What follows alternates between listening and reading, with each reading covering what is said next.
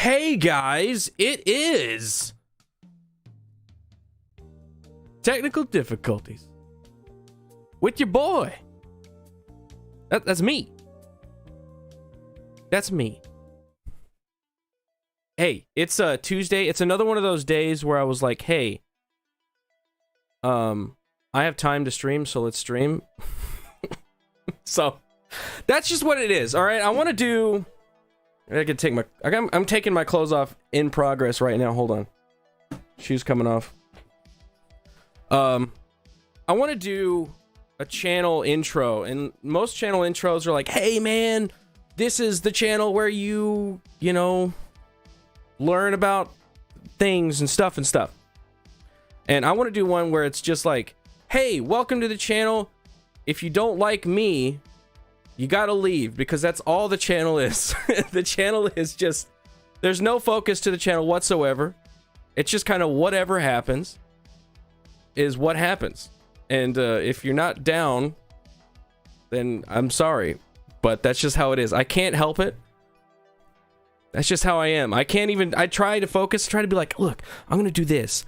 Never happens. Never happens. But hey, let's say hello to the chat, and I have a couple things I want to talk about before we like start talking about whatever we're going to talk about. If that makes sense. I have a couple of things I want to say. Let's see, Toast. What's up? Toast, you've been in there. You've been in this chat for a while. You've been in the chat for a while today. What's up, Toast? Good night, Mr. Cole Freak. I'm not going to say what I was going to say, but you know what I'm going to say, and I won't say it. Bradley Scott. What's up? George. What's up? Tim F. It's happening. Even Martin. Dude, I redid my members list, and there are so many of you. It's amazing. It's so cool that you guys appreciate my retarded channel enough to throw me a couple dollars, like a coffee a month. I appreciate it. It's so cool. All right, what I want to do is I want to show you this cool thing that somebody sent me, and I want to hype these guys up because they do freaking cool stuff. So somebody on Instagram contacted me, and they asked me if I wanted a set of dice, and I was like, yeah, I love dice. I would, of course, I will pay you for a set of dice. He said, hey, I make these dice, and I'd like to send you a pair. And I was like, I will pay you. He didn't want me to pay him. I don't know why, but I tried. And he makes these dice, and I'll show you. They are spent brass dice. So they are bullet casings. He melts them down and then reforges them into dice. I have a whole set. They're heavy.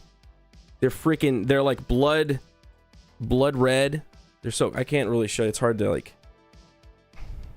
focus. There you go. Check out those dice, dude.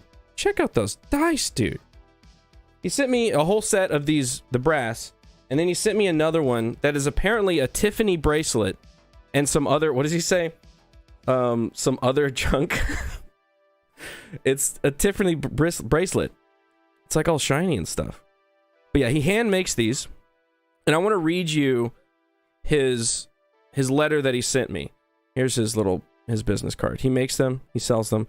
He was telling me that he hasn't been doing them because he's been discouraged. And if you guys want a set of dice, please go. He's not sponsoring me or anything. He just gave me he was very gracious and gave me these dice. And I want to let everybody know, if you want to get a dice set, contact this fellow right here. Now I'm gonna read you his letter. Here we go. Thank you. Seeing the joy and the reason I do this makes me happy. Making things and helping others create is my passion. I thought it was over for us after the economy, for the company. My family has made many sacrifices over the last 8 years to bring this to life, his company, only for me to kill it by getting canceled. After that, I pretty much gave up. You responding helped bring me out of that. I'm going to continue forward. I have a story and one hell of a product So please, that was the little postcard. So please, if you want to get some dice, contact this dude. Cool dude. Cool dude. All right. Thank you again. And sorry, I need to say what his actual business is called. Where? I lost my... I just held it up. There it is. Okay. The Dragon's Board Trading Company. Check it out. Thank you, sir. All right. I think that was all I wanted to say. Oh, there's another thing that I'm now on a new platform. It's called Shoutout. If you don't know what it is, it's kind of...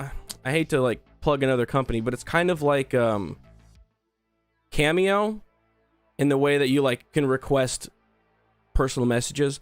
It's somebody I'm close to started this company, and it's kind of an alternative platform to that. So instead of all of that woke celebrities and all that crap, you can get it from like people like Alex Jones, Steven Crowder's on there, Alex Stein is on there, and I am on there. It's called Shoutout. So it's shoutout.fans, and you can get to the whole page, and then you find me there. Just wanted to let you know that I was over there. So let's get into it right now. And later on, I'm going to bring on a couple people, a couple of my buds, and we're going to do some chatting, because the title of this stream was, it kind of inspired me. I was watching a video, and I talked about it on Monday with the Bay Staff crew, where I was watching a video from Chris Raygun, and I know Chris Raygun is like a leftist. I want to say leftist because it's feeding into the stupid Psy-op. He is a left-leaning liberal, but I've been watching him for years, and I appreciate his point of view, even though I don't agree with his political stances. And he had this video where he kind of explained his political stances and why he believes them. And it kind of reminded me like why it's so stupid, the climate that we're in right now. So I wanted to talk about that, and that the way the right and left have been used to like brainwash everybody into not talking to each other and not associating with each other. And like I'm not saying like I am better than you, I don't do this as well. I do the same thing all the time. I go, oh, you believe this one thing that I don't believe in, fuck you, you know? So I would also count myself amongst that, but I wanted to talk about that, and I'm bringing on a couple people that I think will have some good, interesting insight, and I like them a whole lot. So look forward to that in a little bit. But first, I wanted to talk about the trip. We did a couple of back-to-back trips, and I haven't had a chance to talk to you guys since I went on these crazy trips and the whole process of what happened. So I want to go through that right now. First, 2 weeks ago, I went to Comic-Con, San Diego Comic-Con. We had a meetup there. We watched a movie from the great Chris Gore. He did a documentary, and it did not go according to plan. If I could say that. It did not go according to plan. How's the stream? Is it working? I thought I saw somebody say it was frozen. If it is, let me know in the chat.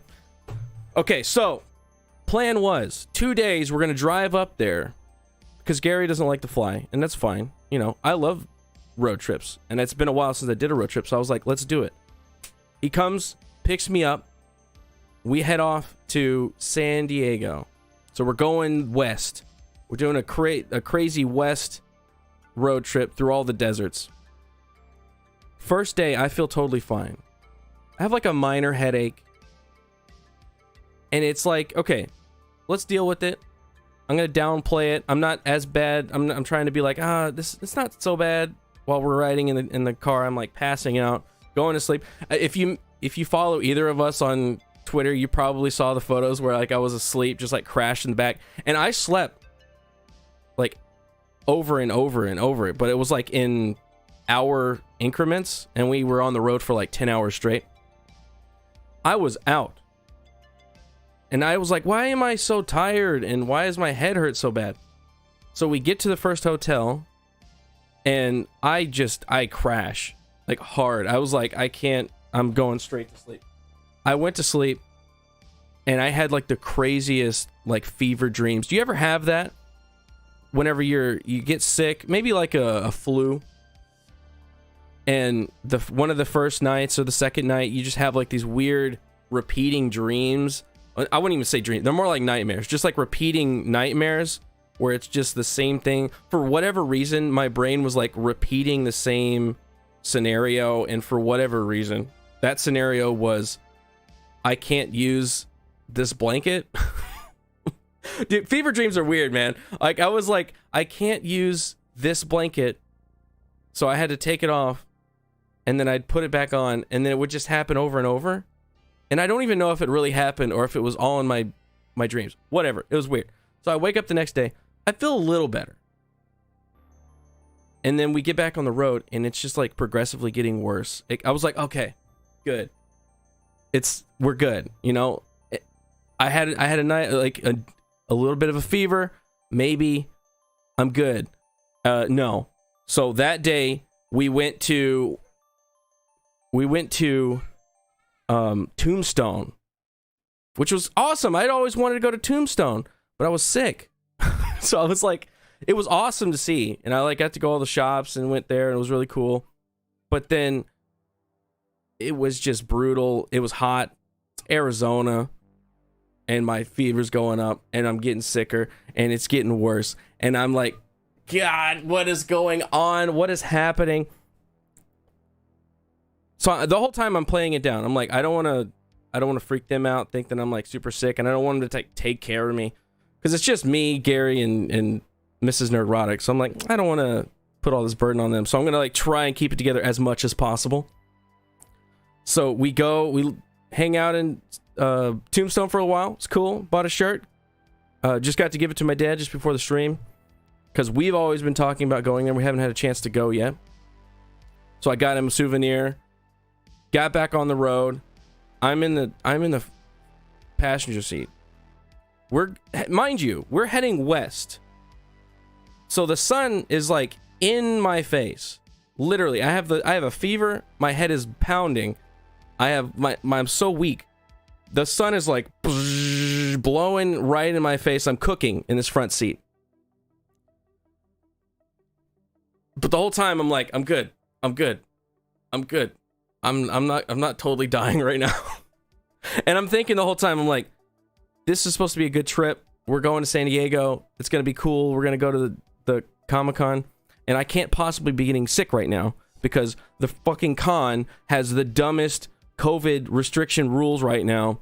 And I can't even, like, I was afraid that they were going to do remember like in the early days of the COOF, every place was like checking your temperature with those Orwellian machines that would just like stand in the circle and they'd scan you and tell you if you could sleep at a hotel or not. Well, I was like, what if they do that? They're definitely, like, I might be able to sneak in, but I can't sneak past an Orwellian machine. I can't get past that. So I'm like worrying about that. We sleep another night. I have another fever dream night, which is not usual for me. I usually have one night and then I'll get better after that. I had 2 in a row where I just like could not sleep. We finally drive, we get there, we go through fucking all these hot deserty states. It's so bad. We finally get to California. California is in Southern California, which I've not been to yet. I was in Northern California. I haven't been to LA, and I don't want to go there, except to visit Darth Call, which is in the chat, and I'll bring you in a little bit, buddy.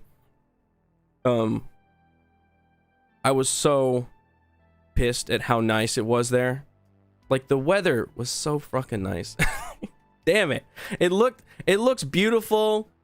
There's like cool palm trees, and there's the ocean, and the breeze is nice. It's like fucking, it pisses me off that it's so nice there with these damn communists that run the state. We get there, we get to our Airbnb. We set up. I set everything up, through my fever dream, setting up. getting ready for Friday Night Tights because it's Thursday. Getting all that ready. We do a stream. Gary does like a quick stream just to kind of make sure that everything works. I pass out. I wake up the next day. I'm feeling better. I'm on my upswing. And Gary is on his downswing. And that's when he's getting sick. And I'm like, oh, shit, man. Like, Gary took me on this trip, you know, through the kindness of his heart. He paid all of the hotel rooms. He's paying for gas. He paid for food. He got me all the way out here. And I get him sick. I like completely ruined this whole trip. Well, he gets ill. He starts to get sicker. And we also, on Thursday, so Thursday, the day before Friday Night Tights, right? Obviously. We have this meetup that we're doing. And we're like, I don't want to get anybody sick. And Gary's like, I don't want to get anybody sick. But he doesn't feel sick or anything yet. But we had to do these tests for COVID to go into the con. So we do these tests. Mine comes back, and I'm like, shit, don't come back negative. Don't come back positive. Do not come back positive, because I'm going to fuck this whole trip up. Well, guess what? It comes back positive. And I'm like, fuck. And then what I didn't expect is Gary's came back positive. I was like, wait a second. He's not even sick at all. And I've only been with him a couple days, and there's supposed to be like a incubation time. So I don't even know if I did. I don't even know if it was me, because I guess his family also was sick before we left. So maybe it was just a crazy coincidence that we both had at the same time. So I'm like, oh, well, shit. Now we don't get to go to con. And we might not get to go to this meetup that we were really looking forward to meeting everybody that we were talking about. But what we did is we ended up just making sure that we didn't shake hands. We didn't do any of that. We had like Purell and like clean that stuff off. And, you know, we just did regular responsible things that you do whenever you're sick or you're not feeling well to not make other people sick, you know, like in a normal world. So we did those things. And that was a really cool meetup. Met a bunch of awesome people from Southern California that are, you know, fans of F&T and fans of Louder with Crowder, fans of my stuff over there. And I finally got to meet Chris Gore, and man, Chris Gore was such a cool dude. Like, he is 100% the guy that you see on stream or on Attack the Show back in the day. Same guy, super nice, very, very kind. We watched his documentary, and his documentary is all about like the making of G4 and kind of how it became what it was, and then the fall of G4 as a company and as like a brand, and really the behind the scenes of Attack the Show. And I loved Attack the Show. I watched Attack the Show every day. Every single day I was watching that show. I watched it back before it was even G4. I was watching Tech TV back in the day. So this documentary was like really cool to see all of that, kind of what it took to make that happen. And it was awesome too, because like I was seeing the kind of some parallels, obviously not the same, but between like my career and how Kevin Pereira's career was started. Like, he was an intern, and they were just like, hey, we need somebody on screen. Do you want to be on screen? And he was like, yeah, sure. And then he was on, and then people seemed to like him. So then he like became a host of a show. And I kind of see some parallels between that and mine, because I was an intern, and then one day it was like, hey, do you want to be in this sketch? And I was like, yeah. And then Steven liked it, and he wanted me in more sketches. And then I got to be a part of the actual show, the daily show, and do the TriCaster and all the video switching and stuff. So, and now I'm like a part of this awesome crew on Friday Night Tights, and it's kind of like getting bigger and bigger over time. And it's cool to see like the parallels between that. And then at the end of this documentary, this part blew my mind. At the end of the documentary, it's talking about how like G4 was such a big deal in like the geek space and the nerddom, and it's not anymore. And it's really been taken over by the internet and streaming and shows like that. And it pops up Friday Night Tights. And I was like, I didn't even get a chance to see if I was in the shot, because I was like, oh wait, it's Friday night, because it was kind of like flashing through a bunch of different streamers, and it flashed through Friday Night Tights, and I was like, wait, there's Gary and Az, and Ryan, and then it flashed away, and I didn't even get to see if it was me, if I was on stream. But then after Chris Gore told me that I was in it, I was like, yes, it's so awesome. So it was cool to be a part of that kind of lineage there, just a little bit, or at least being connected to it. It was very cool to kind of see that, and it meant a lot to me. So I got to hang out with people after that. We did a meetup, talked to Chris, talked to a bunch of cool people. I met some game developers from a few companies. I'm not going to say why. I don't want to dox anybody, but we were talking about video games and kind of like the woke culture in that sphere. And at one of the companies is a very woke company this person came from, so it was cool to hear kind of like the behind the scenes of that. So when we go to that, we do Friday Night Tights. It goes off. Gary, I don't see Gary from Friday to the end of Saturday because he's just passed out. He's just like in the room, passed out. He's like, hey, go have fun. I'm sick. So I don't see him. Saturday comes. And I'm like, I came all the way to San Diego. I have to go to Comic-Con. I've never been. It's my first time. And I can't possibly get this close and not go in. So I don't tell anybody this. Somebody was gracious enough to give me their wristband, which I still have on. They gave it to me. I won't tell you who, but it was somebody. You might know. They gave me their wristband. I already had a press badge because we had already set that up for our press badges. We got that. The problem is that you don't just need your press badge. Once you get there, you actually have to go through a screening to get the wristband to get through the door. So instead of that, I had the wristband so I could go in and I could skip all that. But I go up to the door and I'm like, there it is, right there on the other side of this doorway, and this security guard is Comic-Con, and I can get inside. I start to go in, and she's like, sir, didn't ask me anything that if I had like any of the other. She didn't even check if I had a badge or a wristband. She was like, mask, put that mask on. And I was like, oh shit, I don't even have a mask. I literally don't think about that. I don't ever think about it. So I don't have one. I didn't even think like, oh, maybe I should bring one to this place that is like masked Nazis. I was like, oh crap, is this going to be the thing that keeps me from going inside? Is a stupid fucking mask thing? But the guard was like, hey, I got you. They have extra masks over by the booth where you're supposed to go to get all of the test screenings, like all the stuff that I'm trying to avoid. I'm like, okay, well, cool. So I walk over there. I sneak in, I go in, I wait in line because there's people still like getting their checks and whatnot. I wait in line and I wait for whenever that like they're like, hey, next, and they pulled the person in front of me, and I just went with them and then grabbed a mask and like slunk out, put it on, whoosh, go inside. I made it in, and I'll report back to you. It was okay. It was an okay con. It was there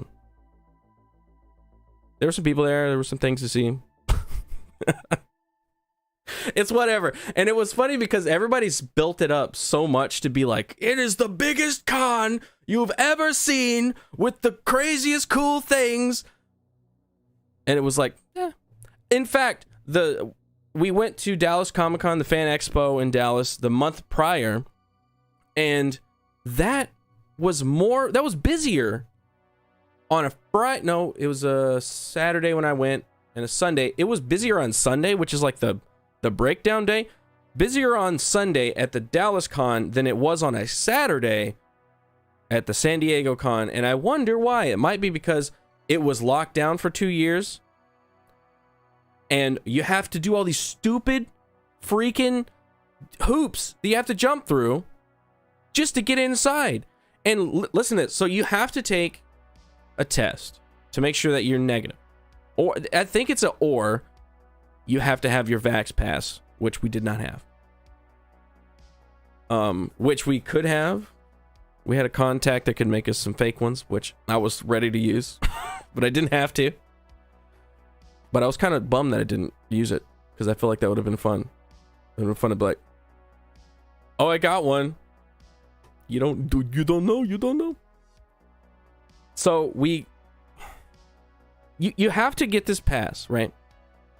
Which means you have to take the test, be negative, and it only lasts for 2 days. A con that is 4 days long, 5 days long. So you have to like do it multiple times. You have to get a test multiple times just to go to this one convention. After you've already paid for each day to get the badge, you have to then pay if you're unlucky enough to not get a free one, because they have free ones but they're all booked up. The entire city was booked up. We had to do it outside of San Diego, and it was like $200.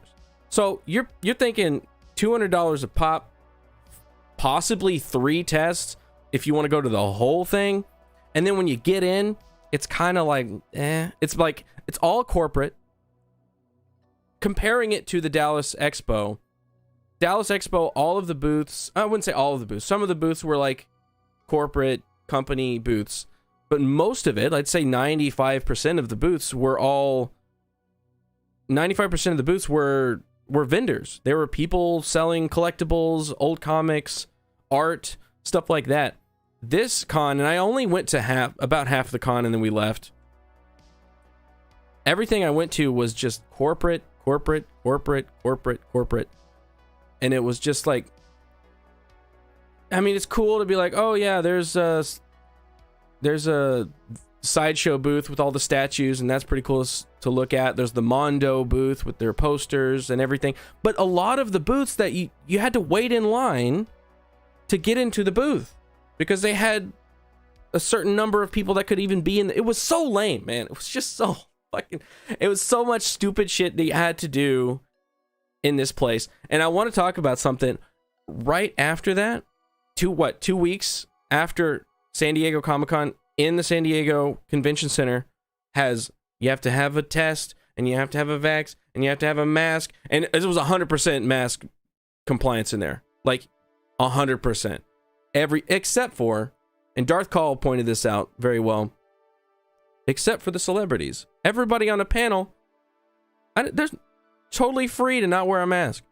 But if you go to the con, you have to wear a mask, and if you take it off, and there's those Orwellian fucking post-apocalyptic dystopian damn people speaking, for everybody's safety, put on your mask at all times and cover your nose. It sucks all the fun out of it. Every little bit of fun that could have possibly have been there, it was like sucked out. That's why I just left. There was a whole other half of the con that I didn't even look at. I didn't go to Artist Alley or any of that. So I was like, what's the point of this? There's cooler stuff outside than there really was inside. So lame. Okay, so that was that part. Next week, a week after that, this last weekend, we went to Houston. So it was like back-to-back cons. Drove over to Houston to Anime Matsuri. I will be the first person to say I have no interest in waifus and weebs and stuff. Just don't get it. I don't like it. Not interested. That's cool if you are into that.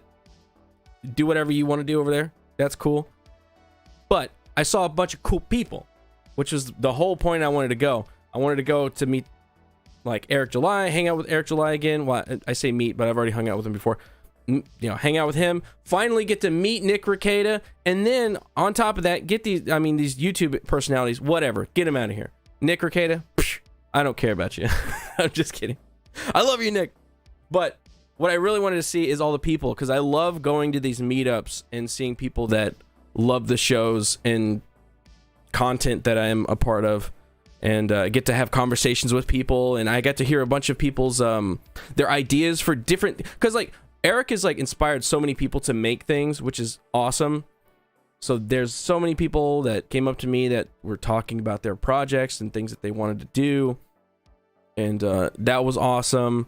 And it's just cool to meet people, you know. I love meeting people that are part of this sphere that I'm part of, because I always feel like I'm just one of those people, you know. I'm not one of the big names, you know. I'm just like this. I happen to be one of you guys in these shows, kind of hanging out. I'm like, I don't know how I got here, but I'm glad I'm here. So it's cool to see the other ones that are also like me. That was awesome. Anime Matsuri did that, the FNT panel. Got to talk to everybody there. That was very cool. It's just been a good year. And I'm glad that, because I was a little bit apprehensive, you know, you never know what's going to happen when you go from one job to another job, and like what's going to happen there. And especially like this whole kind of being known in a show kind of thing that I'm going through, this experience, this life experience that I'm going through. Like, it's all new to me. So I didn't know what it was going to be like going from a big show like Louder with Crowder to technically a smaller show, but we're growing. I mean, we're already past 500,000, which is fucking awesome. On our way to 1 million. Most of my brain was like, nah, let's do it. I'm going in. Don't even think about it, because it's really what I want to do. But you know, there's still like, you got to think about things. So you go, I don't know what's going to happen. Maybe it'll go away because I'm going to a smaller channel. Nobody will care anymore or whatever. But no, it is the opposite. This year has been the better year than before. Like, more people have been able to like come up to me and say, hey, I loved you in this. I loved you in that. I loved you in this show. I saw you on Elijah's show. It was funny. Like, I saw this, and it's very cool to see that. And I appreciate that. And then obviously on my channel with all you freaking cool ass peeps, I'm like cultivating this awesome audience over here on my channel. And we're slowly building over here. We passed 40K. I got like fucking almost 400 channel members. You guys are fucking so cool. So I'm just very excited. It's been a very great year so far. And again, not just meeting people in person, which I do love to do. I love kind of this audience that I've been able to build up, like on the Discord and on the Gilded. Go join the Gilded, which we're moving over to, because Discord's a bunch of cucks. Over there and hanging out with you guys in the like random little times where I jump into the voice chat or the video chat and start talking to you guys there, and we have conversations, we get to know each other, we have ideas, and fuck you, Cole, and and that stuff's all very cool. So I'm excited for what's to come in the next year and future and all that stuff. So if you were like, hey, I didn't get to go into any of those meetups you just talked about, I didn't get to walk up to you and say, hey, you suck to my face, I'm gonna give you opportunity to do that in Vegas the 17th. I know it's soon, but it's the second annual 17th of this month in Vegas. We're doing another meetup. We rented out a whole bar. We have a whole bar rented out. 17th, Millennium Fandom Bar, 6 p.m. Please come and hang out if you're in the area, or if you want to take a drive, you can do a little road trip there, or if you want to fly, whatever you want to do. If you can find the time, please come hang out, because it's going to be awesome. And I'm going to drink a bunch of White Russians. If you didn't see, last year I had so many White Russians. I had like 2 in one hand and had 1 in another hand, and somebody was trying to give me another one. So we're gonna party again in Vegas. I'm gonna send this link out to the boys if they will have me. Let me shoot it. We're gonna get Darth Call in here, and we're gonna get Marty Art. So Marty Art, if you guys were hanging out with us that one time I did a random stream very late at night, we had an abortion debate.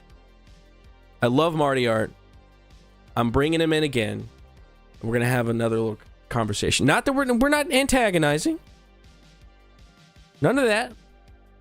We're just gonna hang out. We're gonna talk because I like Marty. Okay, let's shoot them the message. Oh, here we go, boy. Darth Cole, you got it. And where's Marty? Marty. There you are. Big bada boom. All right, they both have it now.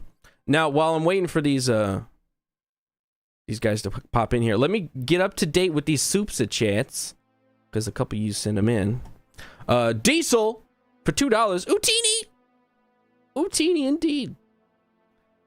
Ghost in the Craig for 99 cents. No message. Just tossed me $1. Look at that. Walked away. Stealing Eric July's thing. Cole Frank gifted 5 memberships on the channel. Thank you, Cole, and also fuck you. Cole Frank after that for $2. Fuck you, and fuck you as well. Paul Bustle, member for 4 months at the dollar menu level. Garrett will hard deliver a hat. I will hand deliver a hat to your face. I will take my hand with the hat in it. I'll deliver it to you, and I'll put it on top of your head. You thought I was gonna smack you with it? I was gonna put it on your head. That's how I do it. Cole Frank for $2 after that. Get me a plane ticket and I will come with... No! Jeez, man. I'm trying to freaking... What do you think I am? Made of plane tickets? Think I'm made of plane tickets? Alright. Oh, my boy. My boy's coming in here in the back. Here we go. Yo, what's up, dog? Oh, go. There we go. Hold on. I'm gonna fix my camera. My camera's all purpley now. Oh no. Why am I so purpley? What's going on, dude? What is happening? Damn, fucking, how long have I been purple? Oh my god. What's Dude, up, that's man? a crazy story, brother. I Yeah. can't imagine getting sick on a freaking road trip with like the hot Arizona sun just like cooking your face. Like, God, Dude, it sucked. it sounded awful. Like, honestly, It was fun, but it was awful at the same time. fun and like a terrible character building, shitty Exactly. experience. Exactly. And to Nerdrotic's credit, they were very kind. They took care of me, Nice. and they weren't mad that I ruined the trip. At least they weren't outwardly mad at me. So. Well, yeah, that's true. Which is, cool in and of itself, right? Like, that's Yeah. nice. Mm-hmm. It's nice. I'm glad you got to go in, bro. Like, that's cool. Yeah, I wish it wasn't so freaking like mandated. I wish it was like the way it used to be. Is my camera I wanted working? to talk to you about that because I was thinking about it. Like the way that people were describing it to you was how it was for me the first time I went. Yeah. Explain that. How was that being there? Dude, Here's Marty. What's up, bro? It's crazy. Like that. The first time I went to Comic-Con kind of like created my channel because I hadn't even like done any interviews.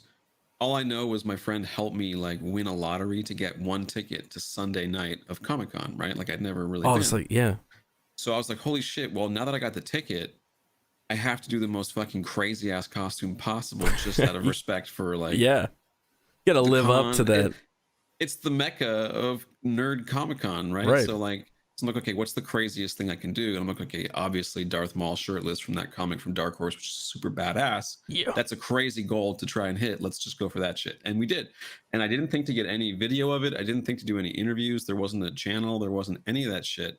So if my friend didn't like just record me at Olive Garden, and if the Rotten Tomatoes people didn't take that one picture, there'd be no evidence of like the entire trip happening. Yeah. Because I did it just for like the love of the game. You know what I mean? Pure. Yeah. And I can tell you, like 99.9% of the time when I go outside, no one notices me. And this was, I swear to God, the closest I'll ever feel to feeling like Michael Jackson was walking around the Comic-Con floor as Darth Maul. Like, dude, you couldn't walk. Like every 5 seconds, not even every 5 seconds, every second, someone was taking a camera out. Like there was always like 100 cameras on you take a picture? Yeah. Well, dude, and you were like spot on, like accurate. You look good. We planned it for like 4 months, like training, eating, preparing for the makeup. Oh, I'm sure. It took 6.5 hours of my legs were numb before we even went to the con because I was just standing there getting painted. Oh, like, right. You're just doing like a T pose, just because you can't put your arms down, I'm sure, right? Because you're getting you have to have the paint everywhere. Yeah, and I got up at 2 a.m. was insane. But Damn. like, and the guards would get really pissed because people would keep asking you for a photo, and you don't want to be a dick and say, "No, I can't do that." So Yeah.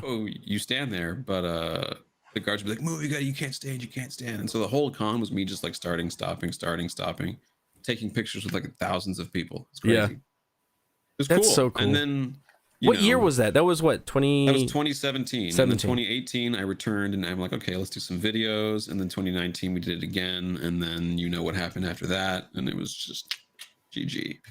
Yeah. No, what happened after that? What could have been? I don't know. It's 2020. Oh, you know, some stuff.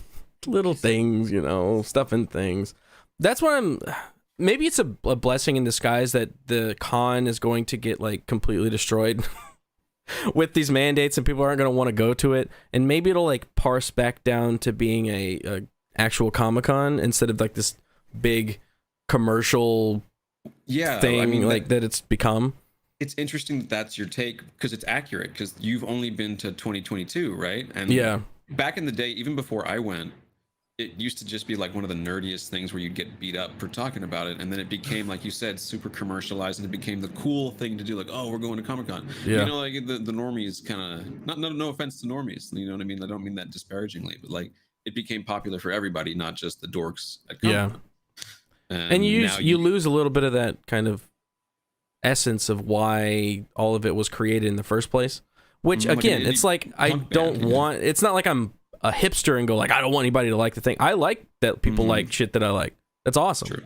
But you kind of water it all down to try and fit everybody, whenever ultimately kind of the reason that everybody likes it is because of what it was, and why are you changing it?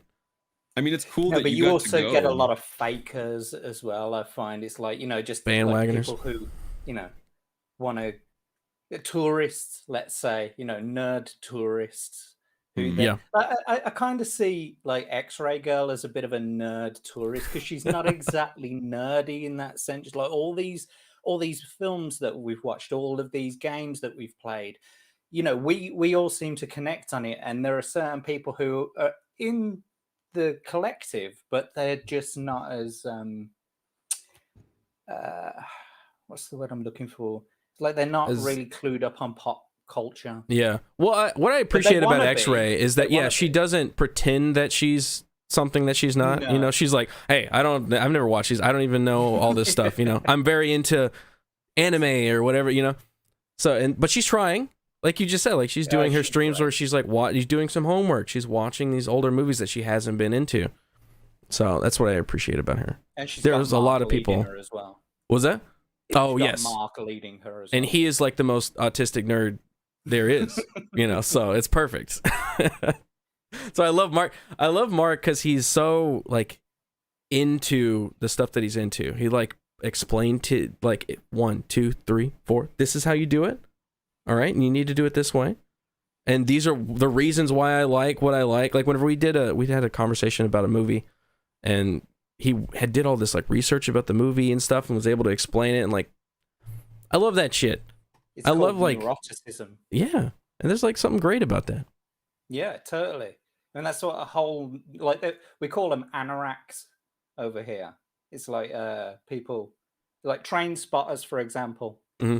They're nerdy. We call those anoraks, and they know tons about trains, and they'll stand there all day, passionate about just fucking writing a number down in a book that they've seen that train go past. Yeah. So we call people who are like really clued up on things anoraks.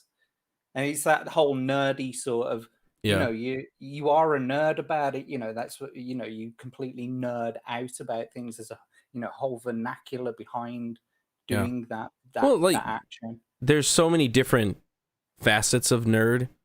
There's, like you just said, train spotting nerds that are like all clued in on what train that was and what like the brand was. 40K nerds. There's anime nerds. There's like bird nerds. There's like, dude, 40K. I say like the passion, the passionate like levels. The levels of passion in the 40K is like off the charts, and I love it. I love it. Like it's like anime. You mentioned one thing of anime, and people are like, "Hey, what did you watch? You should watch this, and it's like 40K is like you should be this, and you should look at this lore and da da da da da da. So cool. Because I am that way with Star Wars. Unfortunately, it all fucking sucks now. Dude, so I can't even do that. You gotta play on PC. Remember when I told you about Battlefront on PC? Yeah, dude. Because I mean, I don't know if you've seen my mods, but like there are no sequels. Like it's the expanded universe Star Wars. It's incredible. Nice. Yeah, I know they have like the first level in KOTOR.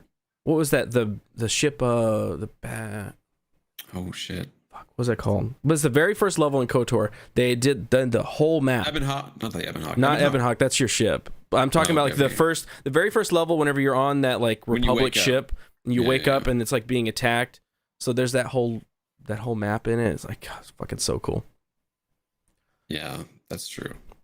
Well, at least you got to go to Comic-Con. You know what I mean? Yeah. Like, even though it's 2022 and it's like locked down, because like you said, it was pretty tame, right? It was like Well, they were saying like, oh, you won't be able to move because there's so many people and all that stuff, and it really it was open. Could walk around and go things. Money? If they had spent the same amount of money, if they had spent the same amount of money they spent in prior years, then I think they definitely did. Because there's all new things that they like they set up just because of the health restrictions that they put on themselves. And I want to say that because there is 2 weeks after this last week, TwitchCon. I was just gonna say, okay, so TwitchCon, same convention center, same venue, zero mask mandate, no testing requirements, no vaccination requirements. Tons of people there too. And a lot of people are very salty about this. Very mad. I'm very confused. It's so crazy, but whatever. About the whole thing that you've got going on over there at the moment. So here we've got all restrictions completely lifted. So you're like back to normal, 100%. We don't have to wear a mask. We don't have to prove vaccinations. For a while now, you haven't even needed that to get into the country.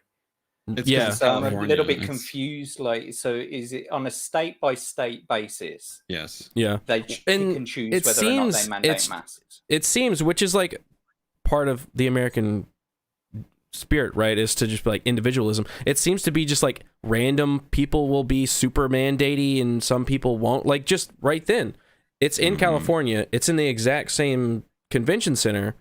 Yep. But this one has none of the requirements that Comic-Con just did. So, thank God, like, yeah, it's awesome. Policy. Finally. That sounds more like it's a company policy than a it sounds like a company state mandate. Yeah. And it's just ridiculous. It's so stupid. It's like you're going to get sick anyways. It's the con crud. Everybody gets it. You know, it just passes around. It's just by virtue of having a bunch of people together. See, I did it early. Before you went. You and Gary got it before you went, and that's I was the super spreader event. You were absolutely right about what you were saying about it needing an incubation period first. Right. So if you prove, like, if you tested positive for a COVID test when you got there, you got it ages ago. Right. In comparison to just such a strange coincidence that we both got it at the same time. And Mrs. Neurotic, she never got it because she was sick the week before. My baby mama, she got it. Me and my daughter didn't. It's so weird, man. I don't understand this thing. It's so weird. Yeah. Going back to whether they lost money or not. Yeah. I mean, I went to the Comic-Con in Birmingham in 2015. And that was, for me, when it was getting a little bit more mainstream and there were people there that wouldn't have usually turned up for the gig, basically. Yeah. And when you were saying about, you know, having mandates here and there and like, are they losing money? I thought to myself, well, you go where the money is, don't you? So like, for example, we've got no COVID restrictions here. So you'd think that they'd come over here and like over in Europe, you know, maybe do some more places. Yeah. But I haven't seen hide nor hair of an advert for Comic-Con or anything like that here. So your Comic-Cons haven't come back, or? I haven't seen an advert for one, but that doesn't mean it doesn't exist. I guess, I could Google it and it would probably show some dates of somewhere, but I haven't seen it. And I've been waiting for the one to come back to Birmingham. Yeah. But yeah. My plan is next year to do some UK trips, some UK cons. I'd love to go see those. So hopefully they're back. Hopefully they come back.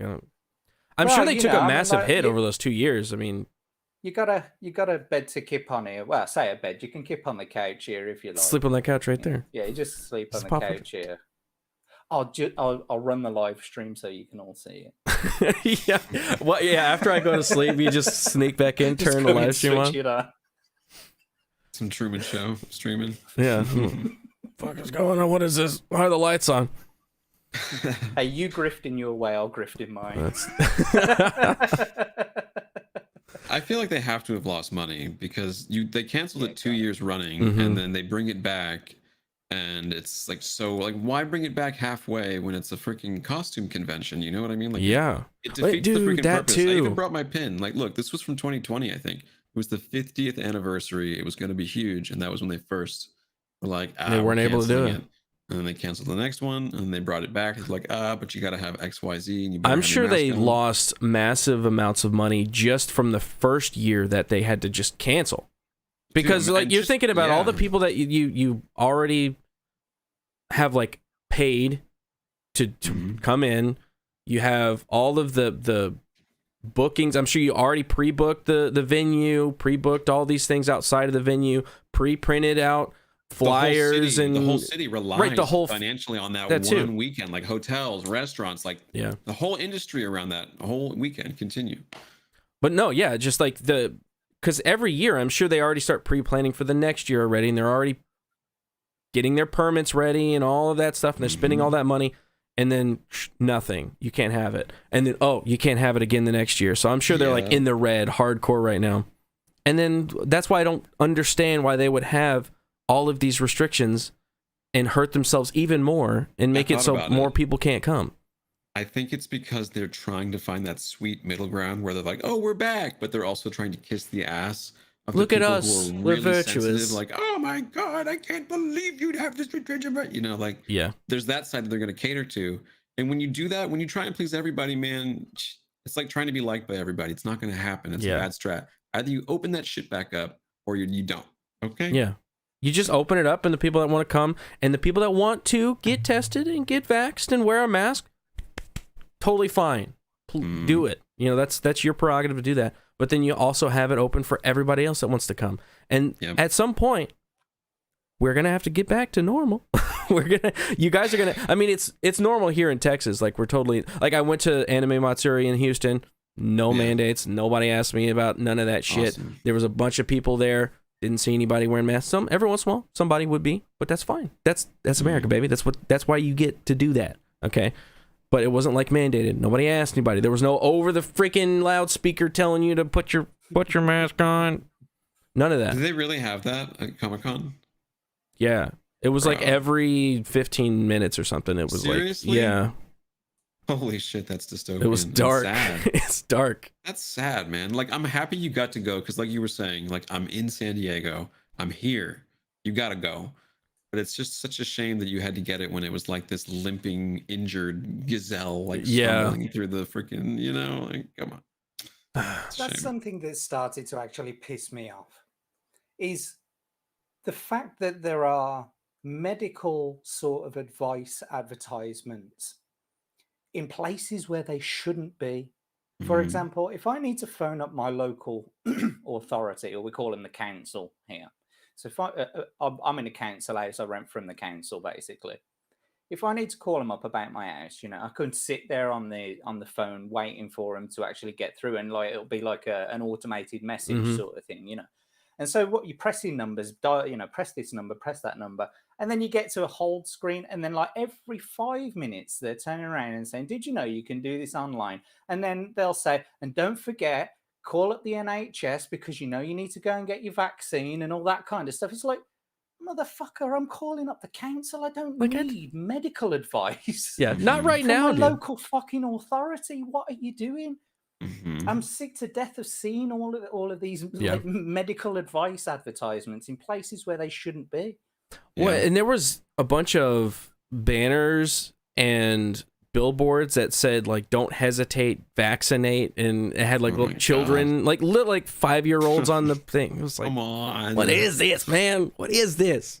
We live in this see, freaking crazy ass freaking world. The tentacles of like the last 2.5 years are still all over Comic-Con. It sounds like from when you went. Like, Yeah. I would like for next year, hopefully, where we can all just go and it's boss and normal again. And I Yeah. feel like it's still going to be kind of tamped down because, okay, I'm in LA, I'm in Hollywood, I'm in the center of the freaking hurricane. Okay, and when you go to the grocery store out here, at least like half of everyone is still wearing the masks, and it's not been mandated for a long time. So there is a percentage of the population who's just not going to go Yeah. if it's open to everybody. Like they're just like I tweeted earlier. I'm like, everyone, like there's some people that are permanent hypochondriacs with Stockholm syndrome from what's happened. You know what I mean? That Like, was my fear for like whenever this first started, and everybody was saying it was locked down everywhere, right?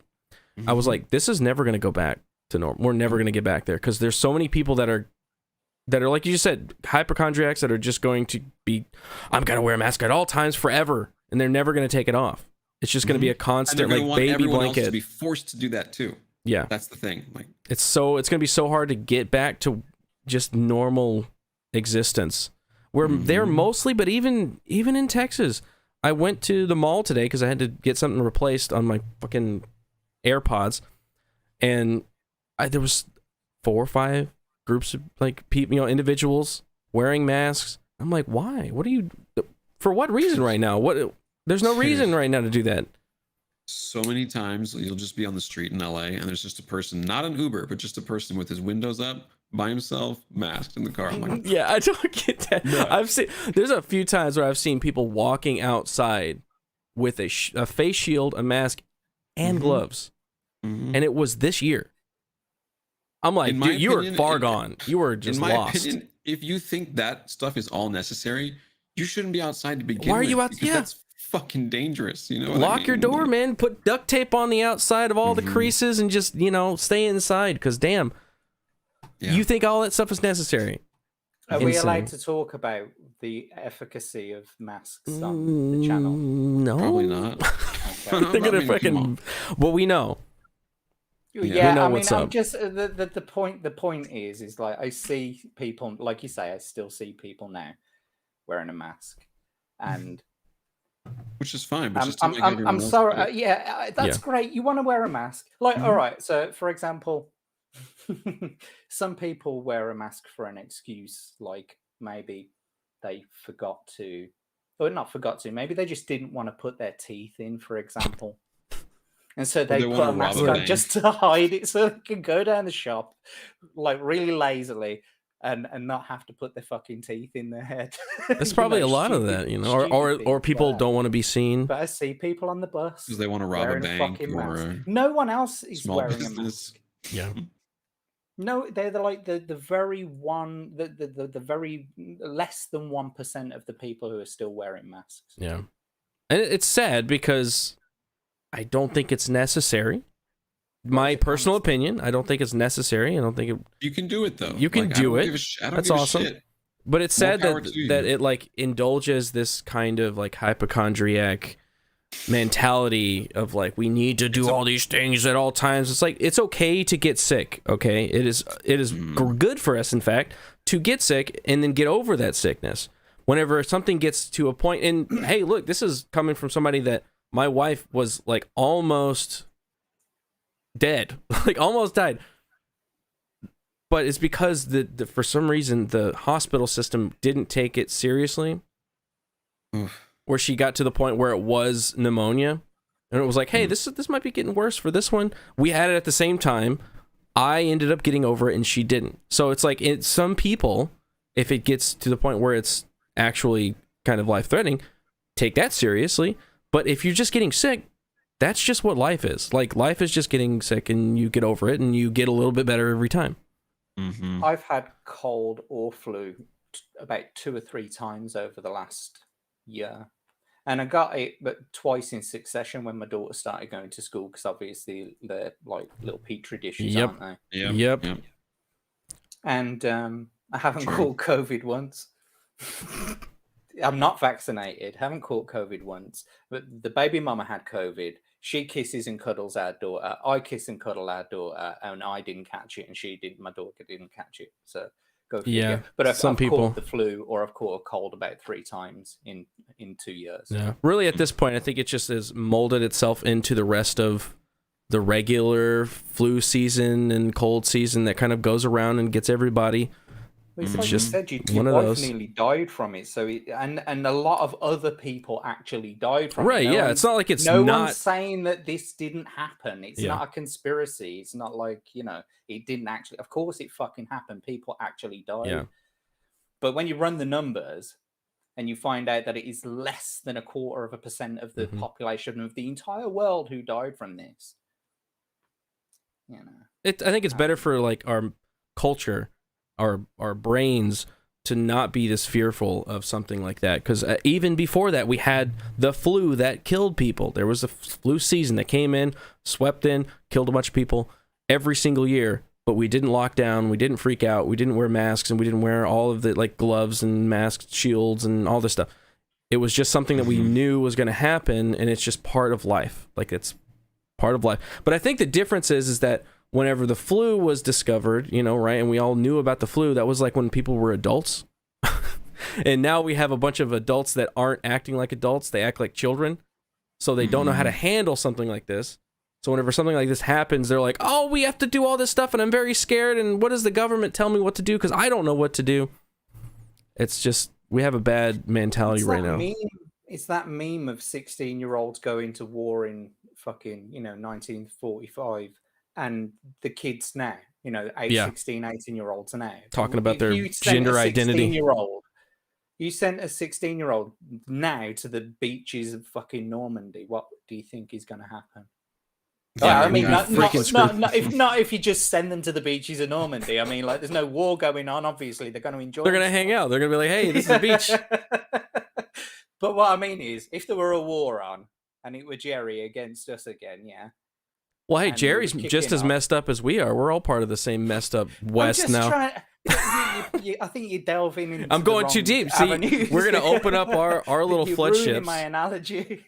We're going to have gender pronouns running up the beach while other gender pronouns are running down the beach, and they're shooting them with their machine guns. And that's what that's what happens if we send the 16-year-olds. Charlie D'Angelo, member for 5 months. Member at the dollar member level. It's the Biden's dollar menu, so it's $2. Best economy in history. Sorry I'm late. Breastfeeding Ethiopian children. Well, dude, at least you're doing something. You know, you're doing something good for the world. Constructive and productive. Yeah. And Sheep Sidian on the donation side, not sending any money to the YouTubes, doing on the donation side. Sheep Sidian, which I met in Anime Matsuri, very cool dude, has his own stuff that he's working on, making his own comic book, and he has his own channel, so go subscribe to Sheep Sidian. He did a really good video on Ripaverse and all the stuff surrounding that. For $50, oh yeah, I do it with the button, but the button's not working, so I'm gonna do it with my mouth. Hail! 2023 Matsuri is gonna rock harder than this year. Yeah, I think for sure we're gonna. I don't think they were prepared, because I think this is the first year that they brought in like YouTuber personalities and did that whole kind of meet and greet thing and had that already. They did a great job. They had us set up. They had these huge banners and tables, and it was great. But I don't think they were completely prepared for it. So next year, I think it's going to be even better. Even better. Thank you, Sheep City, and go subscribe to Sheep City. All right. So I wanted to say the topic of the stream. I don't know if you saw earlier the dynamic between the right and the left, and I'm interested to see what you have to say, Marty, because you're from a whole different right left. A whole different world. I'm 6 hours in the future, Garrett. Oh, I know. So I'm saying I want to see what you see from the future.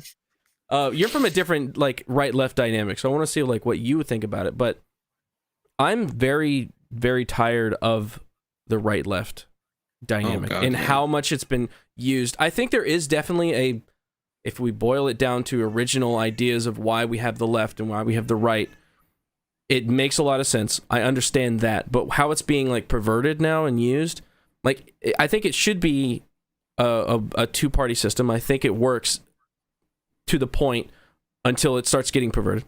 But where the government needs to have one side that's pulling in one direction and another side pulling in the other, because there's so many people that will oppose each other just naturally.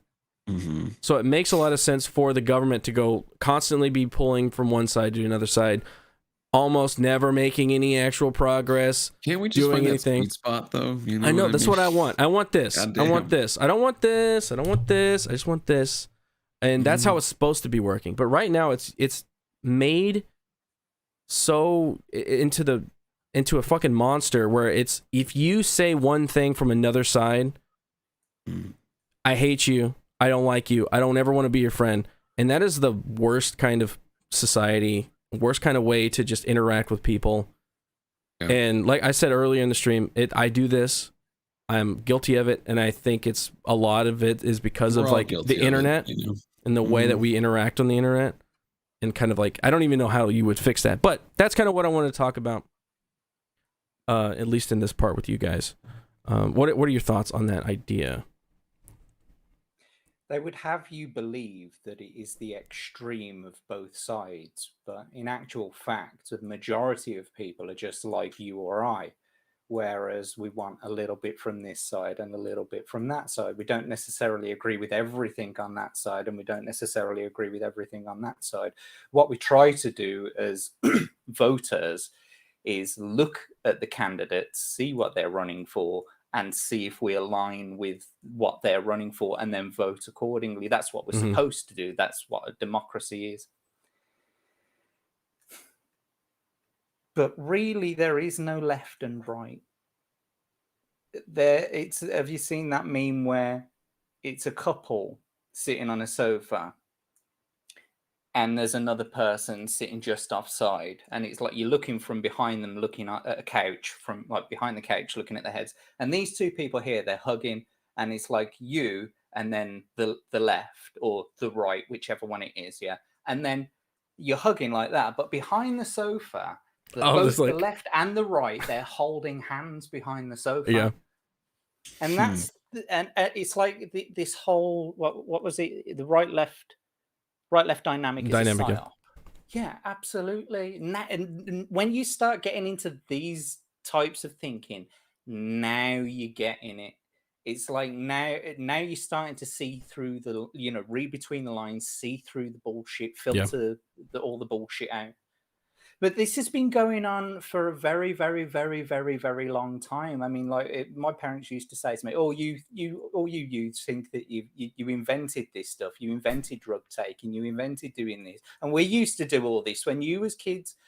And it's absolutely true. There's a British TV show from back in the 90s called The New Statesman, and it had Rick Mail in it, and it's about a Conservative MP, and there's another one as well called Yes Minister, which is a little bit more highbrow. And both of those shows, if you watch them now, exactly the same shit is happening right now in British Parliament, because that's what they're about, basically. Exactly the same stuff. This has been going on for way longer than I've been live. Mm-hmm. This has been going on since, since there were presidents, since there were kings and queens. It's one side against the other. It's how many people, it's like I was saying to you in that last stream, all about morality. How many people can we get on our side, and how do we convince them, or how do we force them? Yeah. And it's as simple as that. I think that's part of the human condition. Like, it can't be changed. Kind of that part of tribalism that is kind of built into everybody. Because there is an aspect of that where it's your family, it's your immediate family. Outside of that, it's your friends and family. Outside of that, it's even a little further, and it's like, that's my tribe. And then I group with that, and then it's like my people outside of that I agree with, and then you kind of start getting these circles larger and larger. So I don't think you can fix that. But I think right now, what I mean by the Psy-op is like, it's done by people that want to divide us, and they've brought it from a parliament or a political sphere in the House. They've brought it from that and then infused it into our individual conversations. Because I feel like even whenever we were younger, it was like, you don't talk about religion or politics, right? Because then it makes people the advent angry. Of social media and the internet, I think, and it gave the But I feel like a way it's so much worse. Yeah, go ahead. You can communicate with someone across the world in light speed. Yeah. Okay. That allows so many possibilities. Or you can manipulate someone at light speed.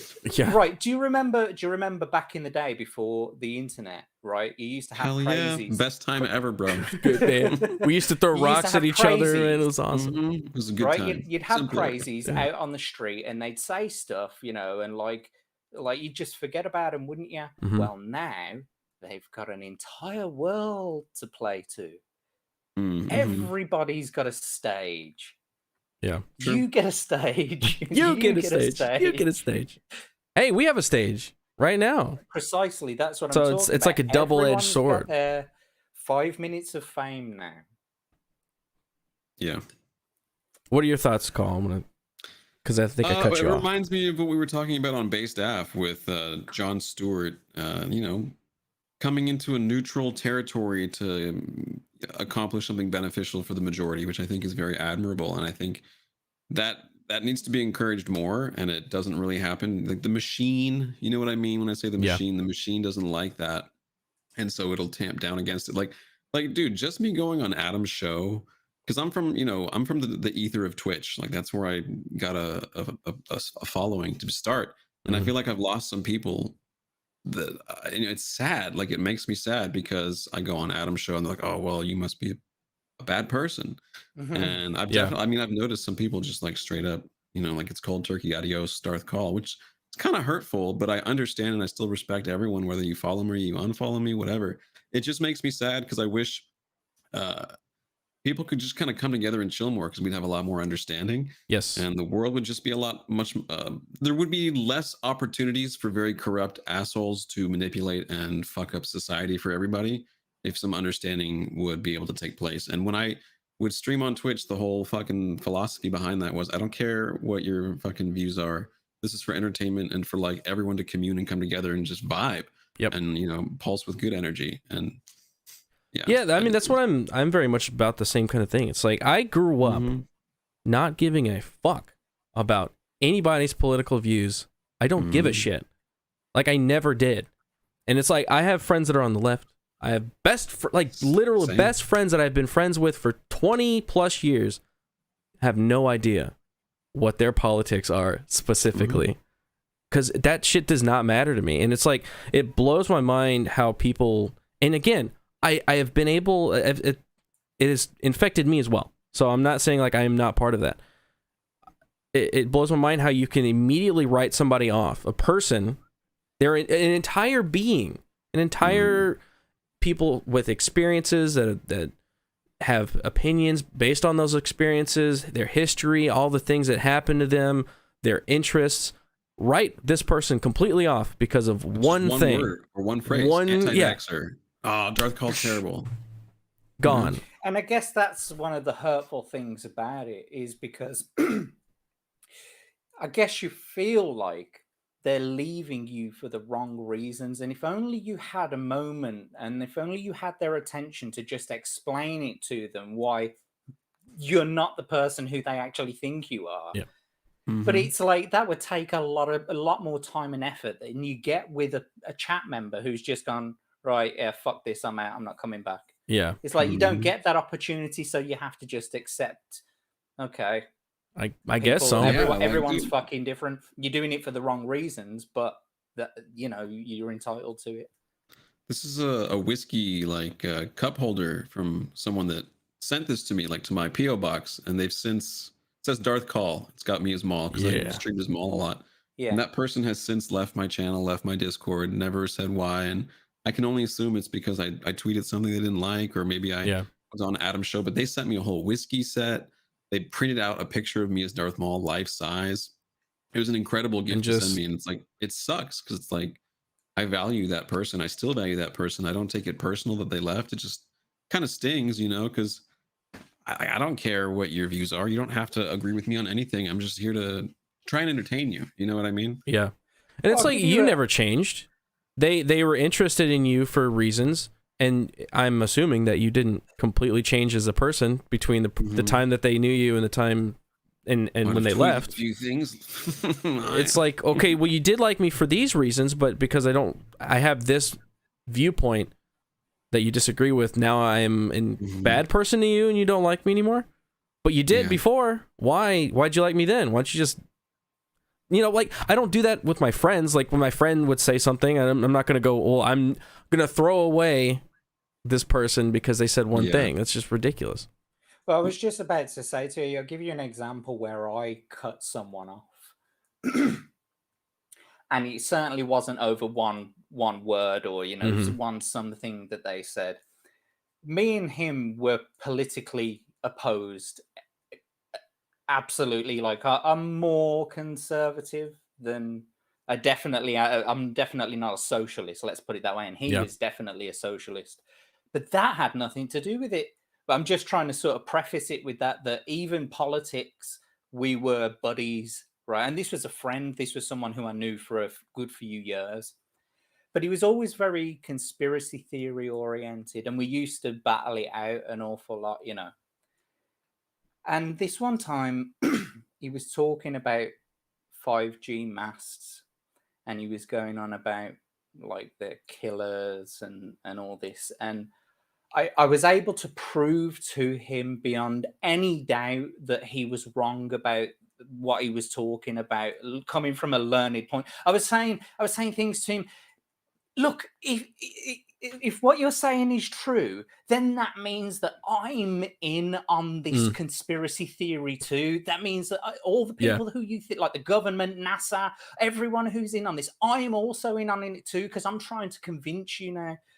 And when it came down to it, he doubled down on what he was saying. I proved it beyond any doubt, and then he doubled down. I can't remember quite what it was that he said to double down, but I just remember that he doubled down on it, and that was it for me. I was like, me and you can't be friends now, because it's not about whether I can prove this to you. It's about your ideology, about what you want to believe. You were so invested in this idea that 5G masts were killers and that there was this massive conspiracy theory around it. And now they're shattered that entirely.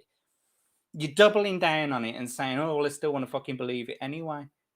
You crazy and like cunt. willing to put you into that cabal as well. Just to believe, I mean, exactly. that's somebody. Point. Like, I must be in on the conspiracy. Yeah, to break somebody's viewpoint and their opinion on something, it's like you're breaking their being, their soul. I've changed my mind about a few things over the years. Like, it's okay. It's okay to do that. It's okay to move and change and be okay with things that you weren't before. And it's sad. A lot of people are emotionally rattled really hard by that and get aggressive when they're confronted with stuff that challenges their point of view. You know what I mean? Yeah. They can respond in a not physically hostile way, but in a verbally or like communicative hostile way. Like the communication breaks. It's kind of like in the Matrix when you pull someone up out of the pink goop pod when they're not ready to be pulled out. Yeah, and they just die. It's a hot mess. Like you shouldn't have done that. Like, he was very diplomatic, you know what I mean? And that's the thing. This was actually on Facebook. It was in comments. This was like in a comment section on a thread to do with 5G. So this was completely public. And even his brother was coming in and saying, dude, he's prove it to, you know what I mean? He's like, why don't you just like take the L? Yeah. But he's also got his crazy mates egging him on. Oh yeah, in the back, like, no, he's got to be wrong. He's wrong. It's a conspiracy. It's a conspiracy. He's in on it, So he's got his mates egging him on. But I'm sort of like, maybe I should have done it in private chats, but I don't know. It just escalated in that way. Yeah, and it was like I shattered his entire illusion that he had on it, and he was very civil up until that point where I was like, yeah, you and I can't be friends now. And he's like, oh, well, don't be like that. It's like, no, but I mean, it's not about proving it. It's about your ideology now. And more to the point, like you said, you're willing to put me in that group of being part of the conspiracy. That's how far down you're so paranoid that you're willing to put one of your mates who so like all those years ago when I met you, I've been working to convince you that all these conspiracy theories that you have are not real. Truman This Show whole again, time. More Truman Show. But I mean, that's something that's like, you knew this guy for a long time, you had a long conversation, and like just logically you had to be like, all right, well, I guess checkmate, I'm out of this relationship now, you know? Yeah, like I can't pretty much can't be in this anymore. Okay. I know I could have written it off and gone, we've reached an impasse, you know, but I mean, I'll see you Friday for the meet, and it's like I couldn't do it because he wasn't the person who I thought he was anymore. He wasn't reasonable enough to have a reasonable conversation, be proven wrong, and put his hands up and go, do you know what? You're right. Oh, got me. What was I thinking? Doy. Yeah. So I mean, yeah, and I'd I have think been there's okay with that. It'd have been like, okay, it's all right. You're a dickhead. Don't Yeah, so I worry mean, that's a about it. good point. I'll see you on Friday for the meet. That is a good point. I mean, there is a point where you can discard somebody and be like, okay, I guess we're not compatible to hang out, and I can't be friends with you because of these crazy things. Respect it, you know what I'm saying? I think it kind of escalates to where it's smaller and smaller reasons. Like you said, you have like these like kind of a lot of things built up to the point where you got to that point where you're like, okay, we can't be friends. Our culture has built it into us where it's like less and less is needed to do that to somebody. You can do that. Family members. I'm hearing so many things like that where family members cut other family members off because of political thing. It's insane. To let politics come between your immediate family is psychotic. And it's like less and less is needed to just completely cut somebody off. It's sad. But more importantly, less and less is needed by the people who are trying to divide us. And that's what's more important, is the fact that is like what I've just described to you there, that whole situation between me and my whole friend, is the way that humans, or at least normal humans, interact with one another. They'll like talk about something rationally and they'll come to an agreement about something.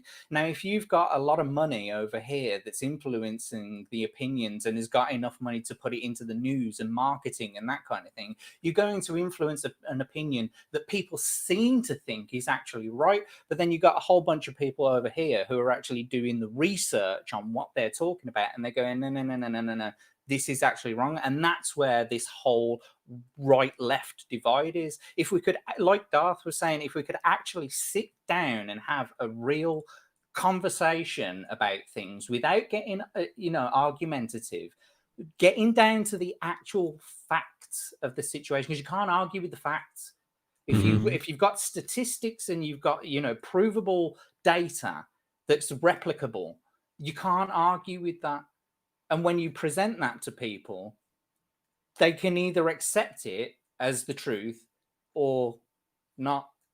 I mean, like, it seems also that like facts aren't you could facts show him anymore. Something in black and white, and he'd still argue black and blue that it wasn't what you said it was. It's like you can show facts. Stubborn. You can show facts now, and it's like, well, those aren't facts to me. I don't believe those facts. Like we literally have these institutions that we thought were like fact-based, like the dictionary. Wikipedia, history books, all that shit. Now it's like, well, now it's your facts and my facts, and these two things aren't compatible. And it's like, what? How do you get past that? I thought we all agreed on these things, and then all of a sudden we don't agree on what recession means. It reminds me of the scene. Have you guys seen They Live? Yeah. Oh, But then when he tries to put the glasses on the person, it's like, if he doesn't want to accept that reality, he won't. Doesn't matter if he's looking right at what's actually happening. There's that disconnect. You know what I mean? There's an outright refusal of willful ignorance to remain comfortable, I think. But I mean, at the same time, like sometimes I don't know. It's like that dickhead Hamill, right? I don't know whether he's being facetious or, I don't know whether he's purposefully like that dumb to say the things that he says, or whether he's doing it on purpose. Yeah. I can't tell anymore. And it's not just him, it's a lot of these people, or a lot of these celebrities. I can't tell if they're doing it to fucking troll us or whether they really are that dumb in the things that they It's hard to tell these days. It is so hard to tell. And it's like if you based your opinion on, well, I guess a lot of people do, but if, say, my wife based her entire opinion on me off of my Twitter timeline, I'd be a horrible person, because like I make the dumbest fucking like bad jokes sometimes, just mean, but it's because like something's funny in the moment I say it, and then I move on, and then I have so many other things. Yeah, go ahead. BC's going on at me talking about something like, your truth is wrong, mine is right. Yes, everyone else is dumb, right, Mardia? Yeah, that's right. Everyone else is dumb. Everybody else is dumb. My opinions are right. Fuck you. But that's what we're talking about. It's like there's a separation. The point is, everyone thinks that their opinion is fucking right. And not everyone who is on your side agrees with you. Like, we're all buddies. Hatchet base. We're all supposed to be buddies. We're all supposed to be able to hang out, shoot the shit, and just go on your merry way. Right. It's like the problem is people get their knickers in a twist way too easily these days. You know? Yeah. It's like I was explaining something to, who was I talking to? I think I was talking to somebody, a couple at Anime Matsuri, about Chaz, and I was talking about how I could have a drink, I could hang out, I could talk shit with anybody in Chaz. But if I know their political beliefs, right? Because they're in Chaz and what they're doing, right? But if they knew my political beliefs, they'd yell at me. They would start screaming at me. They would try and beat me up. Or whatever, right? Like, that's the difference. It's like, I know that you believe what you believe because of what you said. You don't know what I believe, but I'm willing to hang out with you because I don't give a shit about that kind of stuff. You know, we had little like a singing off where we like started singing the Krusty Krab song, the Krusty Krab pizza song. Like, we had a whole like group thing. We were like hanging out, and I was talking to people and getting their points of view and why they were there and why they believed whatever and whatnot. So like, I'm fine with hanging out with people like that, but they're not fine with hanging out with me if they knew who I was or why what I believe. Empathy has to be reinstated. You know what I mean? Because it's so easy to dismiss you just off of, like you said, like, oh, well, they found out my views. Now you're this demon. You're this bad person. If only there was a way to reach the consciousness of the majority of society and be like, it's okay to disagree sometimes. Like, people are three-dimensional and they're like an onion, you know, there's lots of layers. No one agrees on everything. We're all going to disagree on something. So just like chill, baby. You know what I mean? Yeah. Like, how do we get people to come back to that and like empathize? Because, you know, if you're a person too, quarter black Garrett, you know, so why don't they empathize with your position at all? Because you are willing to extend and empathize and think about their position, right? How do you get them to do that back? Yeah. Or is it impossible? How do we build that back into our vernacular as a human fucking race to just be like, let's just chill, man. Like, it's okay.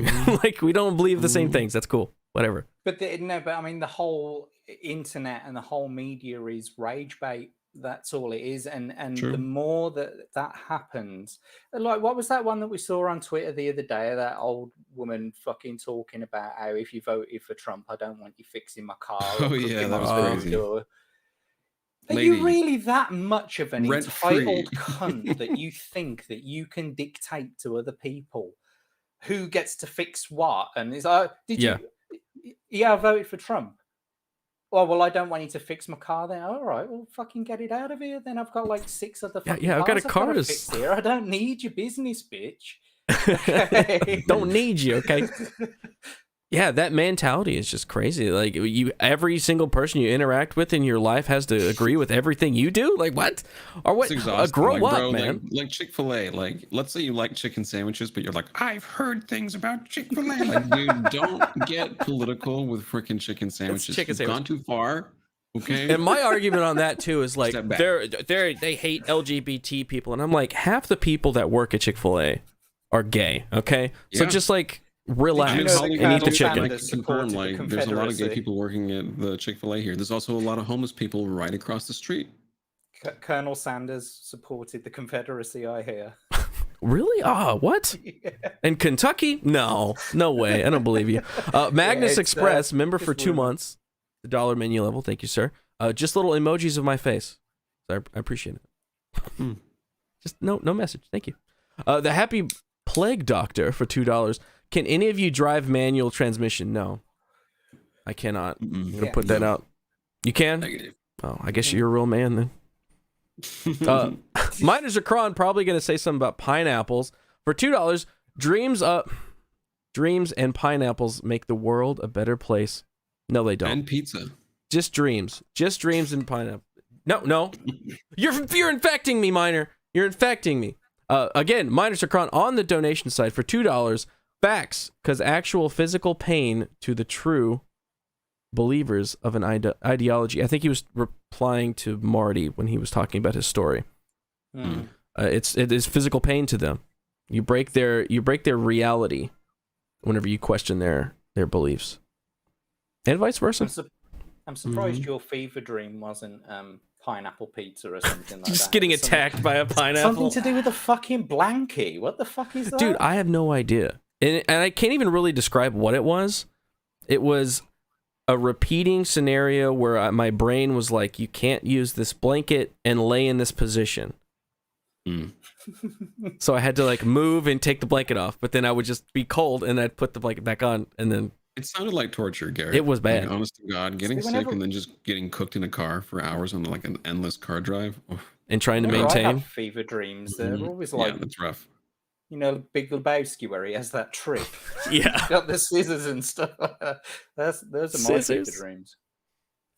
So you have coherent ones? Man, mine are never Oh coherent. yeah. That's just No, you crazy. see, so that fever dreams is it's just lucidity. So the same thing happens when you eat. Like people say, if you eat cheese before you go to bed, that you'll have nightmares. And it's like, no, it's not cheese. It's any fucking food because your body's digesting, It's or working. at least trying to digest through your sleep, and it's keeping you in that state of lucidity. So you have night terrors.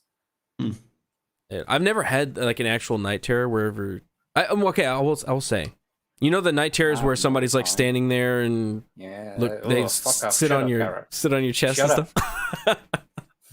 I've never had that, but one time I was a kid. I was like a little kid, and I had a weird night terror where I had a boss, which I had never had before. I was like 7. I had like a boss. No, like a You got a battle. do your job boss. And I was a construction worker, and he was like, "You're not doing your job right." So he would like release piles of rocks, and like I felt like I could feel it on my chest, like imaginary, dream chest. And then it would like release, it would stop, and then he would just like start yelling at me again, and then drop more rocks on me. It was such a I was probably sick. I had to be sick or something. Robert Wiles, I know, right? It's fucking weird. Night terrors are so strange. Robert Wiles, Legadoom owner, and now, well, I'm the owner now. For $4.99. Garrett, I hate asking for help. I had to start a GoFundMe or GiveSendGo, not GoFundMe. GiveSendGo. My insurance won't help with my swimming leg. I don't know how. I don't know how to share the link. It's under my name. So where? You're on Twitter, right, Robert Wiles? I think so. Twitter. I think he was saying something about this the other day in the chat. Was he? Oh man, that sucks. Okay, on GiveSendGo under Robert Wiles. Robert spelled obviously like Robert. Wiles, Wiles. He's in the chat right now if you want to see him. Go search for Robert Wiles. Get him a swimming leg. How much are those? £80,000 dollars. Is it? Holy motherfucker! Damn, dude. Why was this insurance not cover that? Is it because it's like a recreational thing? It's not like a necessary expense for your life or something? We'll figure this out. You need to get like a spear gun built into the swimming leg, James Bond style. Yeah, something like that. Yeah. Some lights and one I'm lasers and stuff. particularly proud of Inside the leg, Stinger missiles. Robert Wiles, let's send me a message on Discord and we'll figure out what that link is. Ginger Adventure gifted 2 memberships to the channel. Thank you, Ginger Adventure. 14 new members on this stream. Thank you so much. Another Ginger Adventure for 2 more members. I hope you guys grabbed those. Benjamin Jensen for $5. Hey guys, I get this, dealing with something similar to this right now. I think he said this back whenever you were explaining your situation. As a lot of people now know, I moved. Long story there. So you had some similar issues with people finding out who you were, your opinions, and not being happy with you. It's happening a lot these days. Mm-hmm. So, Darth Call, you're in LA. How do you navigate that? How do I what? How do you navigate that? Like, I mean, there's no navigating, man. It's just like you're in the spider web. You know what I mean? Like that's all there is to it. It's crazy. The spider web of turds. Yeah, everywhere dude, you step, there's a turd. Well, sometimes quite literally. Yeah. Yeah. Crime. Like, I mean, Garrett, did you see the helicopters the other night that I tweeted? No. There's just like helicopters that just sit outside my window. Sometimes there's searchlights and a megaphone, and they're like yelling at some guy. Sometimes there's not. And you're like, why is this helicopter ominously so they're there? just... But like all the time, it's just right over in the middle of Hollywood. This is close to the Chinese theater. Okay, it's pretty close. There was the gunfire at the farmers market on Sunday, so that was a few blocks from me. Terrifying. More homeless than ever, which is weird because we were in a pandemic, so you'd think they would have died a lot more because they were the least protected, but right. They multiplied. They are moving the tents. That's interesting, Garrett. Like, it got to the point where there were tents even on my own street, which is like pretty crazy. Because like on the Cahuenga overpass or a lot of the 101 overpass, sure, lots of tents, which is still like crazy because that was a recent thing. But the city has obviously made an effort to forcefully move some of the tents and clean up some of the city. So there's some kind of fire under someone's pants somewhere in LA. Are they moving them elections around in the city? Because I know some cities are that way, where it'll like they'll move the tents from one area to another area just to kind of like placate the people in those areas for a little bit of time. Even if they don't, the people will just relocate anyway. Like, so like, yeah, they'll get moved off the street, but they'll be a couple blocks down the street, boom, new setup. So they're always kind of like bunny hopping around. It's pretty wild, man. Yeah. That is crazy, dude. Like I don't care if people wear masks, but it's still just kind of weird. Like 2.5 years later, and there's so many people still wearing it. It's like, don't you want to take the mask off after a while? I don't understand. Again, they can't be comfortable. What to do. Yeah, I don't know, man. You would think you would want to stop after a while, and it's like, if you're vaccinated, what are you fucking scared of? Mm-hmm. Right? Like, yeah, like you should be point? getting back to. Why are we still wearing the mask? Yeah, the government. They said we were going to get back to. Why were we? The point is, why were we wearing them anyway? Right? And I'm with you on the frustration, because it's like you're trying to convince someone that they're doing something ridiculously stupid, and they're going, no, this is the way that it's supposed to be. I can't wrap my head around the fact that they think that having the vaccine, that should have cleared the whole situation up. You got vaccinated, that's it. You're safe. Great for you. I don't need to wear a fucking mask now because I'm safe. I'm free. We weren't wearing the masks just for you, though, just in case you didn't catch it, so that you don't give it to someone else. It's like, so even though I've got the vaccine, I can still pass it on. I can still catch it, and I can still pass it on to people. Yeah. Like, so it feels like they have this security blanket that they've become so attached and used to that they can't let it go anymore. You know what I mean? Does that mean this super chat I skipped earlier, holding their ball and chain, like they're free from the shackle, but they've still got the ball and chain. Yeah. This actually I'm sorry. I did not mean to do this, but I skipped a super chat by accident because I'm retarded. Ginger Adventure actually sent this for $10. Oh yeah. I do it with a button, but I have to do it with my mouth. C19 BS worked worked me over because I'm a crazy OCD germaphobe. When I was younger, everything I was taught in cognitive therapy, which should be doing right now, was undone by stupid politicians. Yeah, I mean, it is an actual thing. OCD, germaphobe, like that is an actual thing, and it's an actual condition that people have to go through therapy to like take care of, because it hinders your so much that she pull the layer of skin off. It's something that hinders your ability to live a happy and healthy life, and to treat everybody like you have to put all these masks on, and you have to get this vaccine, and you have to do all this stuff, and you have to stay inside, and you can't breathe on anybody, you can't shake anybody's hand. Like, that is causing so much harm. And to still be doing it after 2 years, 2.5, 2.5, let's dude, almost 3. Garrett. Insane. I thought it was insane from the get-go, like first day one, just because I gave them 2 weeks. They said 2 weeks. I said fine. I don't approve. I don't agree. Go with fine. it. You got 14 days. After that, fuck I did not. Shit. I did not the whole time. I'll say it. Steven was he was a stickler for it in the very, very beginning, because he's a germaphobe. Even before that, he was like, if anybody's sick, don't you come into work. Don't ever come around here if you're sick. So he was just like, whenever it first happened, we didn't know what was going on. Right. We thought it was scary. So it was like, there was understandable in the beginning. Right, in the very beginning. It was like the very first week. And it was killing people. Yeah, right. So, because we didn't know anything. And it was like, you have to I wore a mask one time in the very first week, and then I like took it off. Threw it away. It's like, I'm just not doing this. Is so stupid. I'm not doing it. And that was before like the mandates or any of that. It was like the very first fucking week. And then we started looking into stuff, and we're like, okay, well, this is just like, it's people die of it, and it's a bad illness, and die of the flu. People also die from the flu, and it's like, we should treat it the same way we treat that. And they started overreaching in all these different aspects.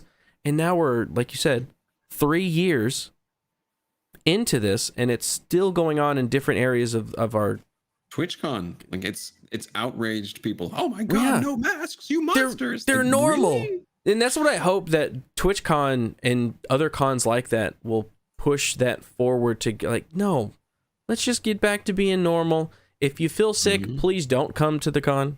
Sorry. Of course. If you feel that way, don't shake hands. Like, do regular things that you should be doing anyways whenever you don't feel good, just in order to not make people sick. Just do that stuff. It will only end. Let's be normal.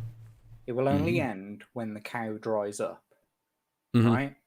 So we're not saying that this wasn't a real pandemic across the world, and it was something that happened. However, it is something that has been heavily taken advantage of, like people buying stocks and shares in certain companies and then making money off, like PPE companies, they're making money off the vaccines, making money off PPE. Don't think for a second that all this rage and hype and everything that's happened wasn't manufactured for profits, because it most certainly was and still is. They're just, the cow's teat is nearly dry. It's nearly powdered milk they're getting out of it now. Well, guess what they're moving to they're now? Still getting a little bit out of it. Climate change. Oh, it's hot during summer. Holy shit. Holy shit. It's hot during summer. Oh, man. Have you seen the pictures? I live across from the school. I walked over to my kid's school to pick up my kid, and I'm wearing jeans and a black top. The sun is beaming down oppressively. I mean, like, I walked out of my house. It was hotter outside than it was in my house in direct sunlight. Walked outside. I've got like a couple of the parents who I know at the school. Oh, ain't you hot in that? So I know, I used to live in Spain, motherfucker. This is like nothing to me. I used to live in Spain. Like, this is nothing. And the point that I was trying to make to everyone was, like, people live all around the world in this heat. Okay.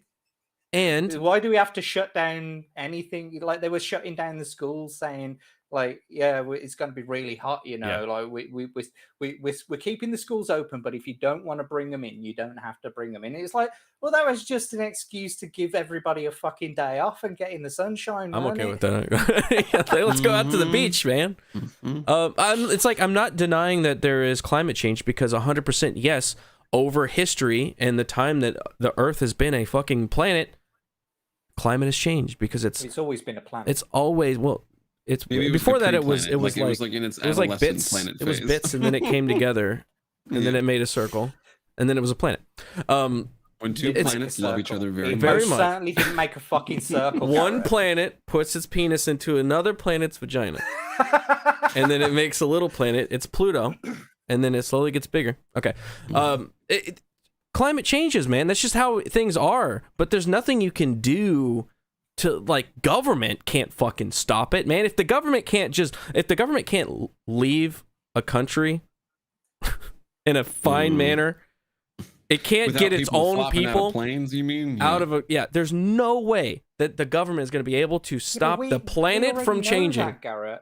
You and I and Darth already know that the government can't do anything. What's important to remember is that they are making us think that there is something that we can do about it. Yeah. And that's the message that we need to get out, is the fact that there's nothing we can do about it. Not anyone. They were talking about the hole in the ozone layer, so they stopped CFC production, and that's why we've got butane in our...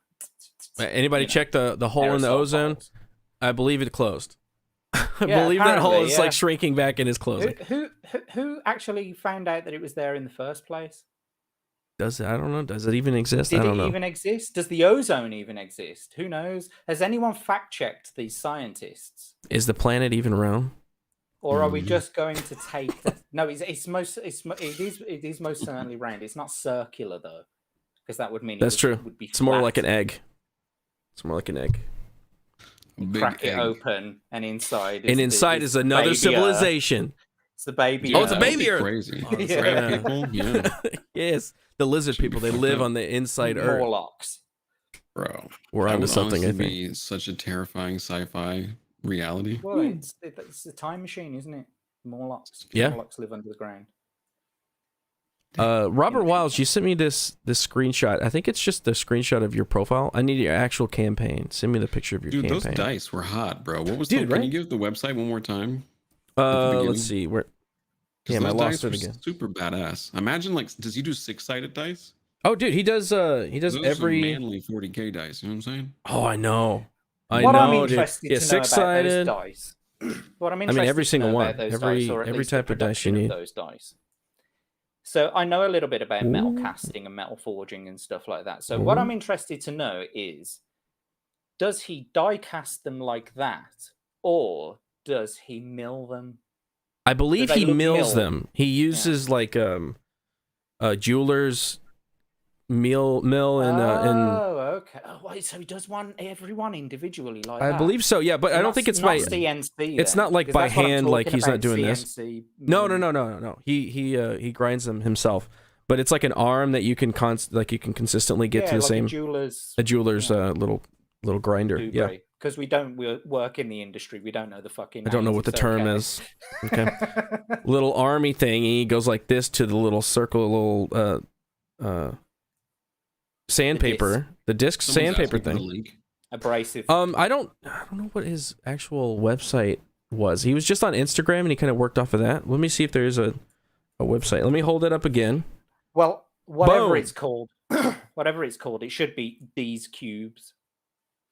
The Dragon's Board Trading Company. There's the nice. If you can there's the QR thingy. So there you go. Go to their website. See if you can order some. Please do. I want to encourage him to keep doing what he's passionate about, because I love hearing that kind of thing. QR code will definitely work, providing that when he shows it, he's running at an acceptable bit rate. Yes. I'll drop it in the at that moment. Did it just fuck all up? There we go. Let me see. Hold on. I've got the chat in a pop out over here. I'm watching the StreamYard side rather than the. Okay, James Shib. It's a little behind the scenes for you there, chat. The Dragons Board. I'm getting the link for you.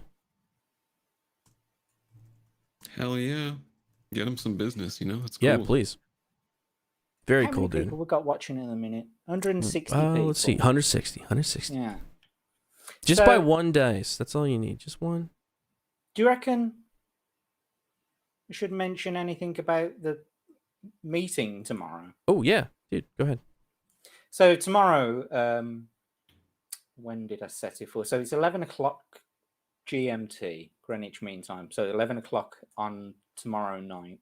I think that's going to be about 5 or 6 o'clock Eastern Time. We're having a meeting. A few people got together on the Discord server for a community project, and it's a game dev project based on some ideas that Garrett had. So if you are interested, it's a pinned comment in the common room in QBG's chat. We're looking for not just game developers. Like, game development is a very varied genre. So many different things are required, and what we're looking for are volunteers to come and help bring something together. Like that whole, like Garrett was saying earlier, like the whole Rippaverse thing, the thing that he's done has given so many people the inspiration to go and do something else. And I was saying to him, there are so many people in the community, and there's got to be people who will do it out there just for the love of wanting to do it for you. You know what I mean? Just for the sheer want to get involved in the project. So that's what we're hoping for. So if you do want to get involved, we need all sorts of people, like not just game dev people. We're going to need like voice actors. We're going to need, script writers, video editors, marketing eventually, all sorts of things. If you are interested, it's a pinned comment in the common room. And that's on the Discord. We're also going to drop it in the Guilded. So if you're not already in the Discord, which is already locked off and you can't get into it, if you jump into the Guilded, I'm going to drop the link over there as well, and we'll figure out a way to like get you over. But tomorrow the meeting is in the content creator the Discord. Chat.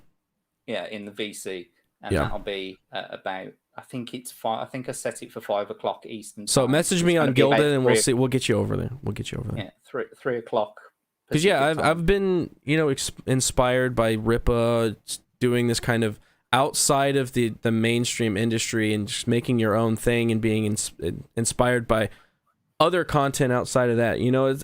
I feel like we've lost that idea of what creation was. The reason that Star Wars was made, the reason that Star Trek was made, the reason that all these things that we love were made is because somebody was inspired by something else.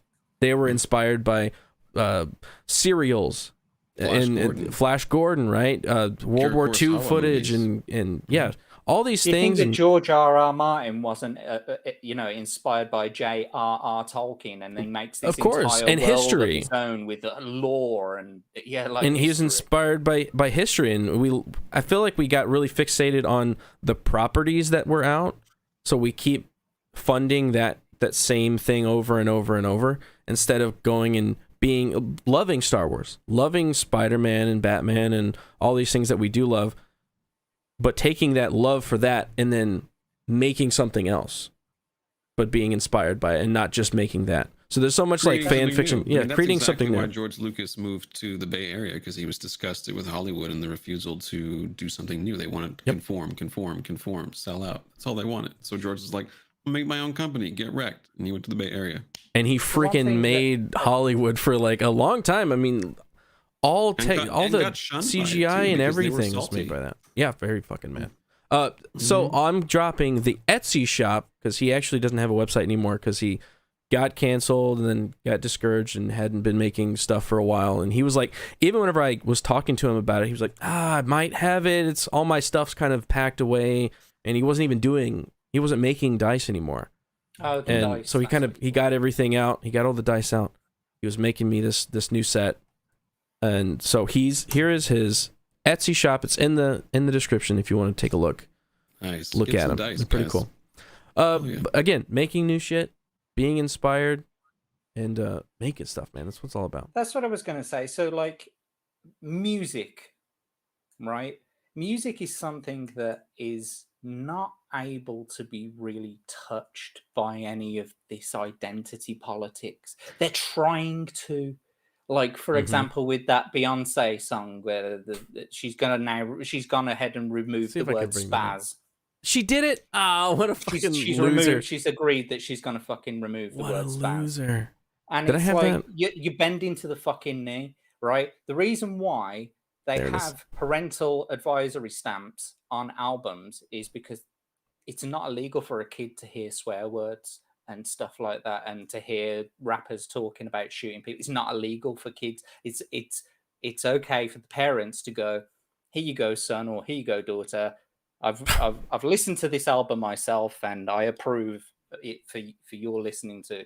And so that's what's happened all through the generations, right? Music has inspired music, all of these things, like in pop culture, you know, like Star Wars, all that, it's inspired other things. But it's like you look at all of the musical inspirations that have got us to where we are now, you know, right the way back from, like, you know, like Joplin, you know, all the way up now, rock and roll, and then all carrying on, you know, you got all the 70s 80s electro pop up to now. It's all been inspiration on top of something that came before. And luckily, it can't be touched really by this whole ideology thing. Because it's music. It's music, it's expression, it's art. Art cannot be divisive in that way, I don't think. I guess unless you say spaz and another country thinks that that's a slur. It's so dumb. Like, so it's a slur in your country, but it's not from where Beyonce's from. So why? It's kind of no, but that's the thing. I saw that, like, so this is one of the worrying things, is because you see a fucking headline over there in America, and it's like, oh, they're saying that over in Britain it's a really offensive word, and I'm like, no, it fucking ain't. It's like, I call people a spaz all the time. I guess it's offensive if you're offended easily, but it's not like I'm walking up to people and, like, I'm not walking up to people who are differently abled and saying, you spaz. You know what I mean? Yeah. And that's what it's like. Like I was saying to you privately in the Discord about using the N-word and stuff like that. I guess it's where it comes from, isn't it? If it's coming from a place of fucking hatred, then yeah, let's shut that shit down. But like Dave Chappelle says the N-word all the time, and I like to copy Dave Chappelle and some of the things that he says. And if I can't say the N-word anymore, that means I can't do Dave Chappelle. The joke isn't as funny because it's part of the word. Like, if you know what comedy is from a comedian standpoint, all of the words are very specifically thought about, and like they'll whittle that down to like the fewest words possible. And yeah, to not be able to say that, like music, going back to music. You can't say an N-word whenever somebody's like nigga, nigga, nigga, nigga, nigga, nigga, nigga, nigga, nigga. That's literally the song. How come you get to fucking say it? You're not black. But that's the song. That's the song. And it's like you can't sing that song? The fuck? What was that? Sorry, who was I that? didn't mean to take away from your blackness, dude. I'm sorry. You fucker. You white colonizer. Do you remember that fight between the Portland guy and the lady? The colonizer shit talk. Did you guys see that? No. You didn't see that? No. Garrett? Is this recent? God. Yeah, it was pretty recent. Like maybe 2 weeks ago, there was like this lady and this guy, and they were basically trying to out-privilege each other. It was legendary. Yes, and she was blatantly just calling him a racist colonizer because she just wanted to shout. He would scream, "You white lady!" really angrily. It was really funny. Oh, that was it. Yeah, oh it was my the other God. way around. Yeah, he wanted to say other words, but he would just scream "white lady" at her. It was fucking hilarious. They deserve each other, dude. That video's. Where is it? Can I search it? What is it called? Well, I know JP reacted to it. If you do JP reacts, he reacts to the video, and it's pretty recent, like maybe 2 weeks ago. Yeah, JP. Yeah, it probably wasn't even that long ago. It wasn't that long ago, and he reacts to it, and it's pretty good. God, I want to see this fucking. I want to see this video. Lady. What if I just type that in? Let me see if I can find it for you.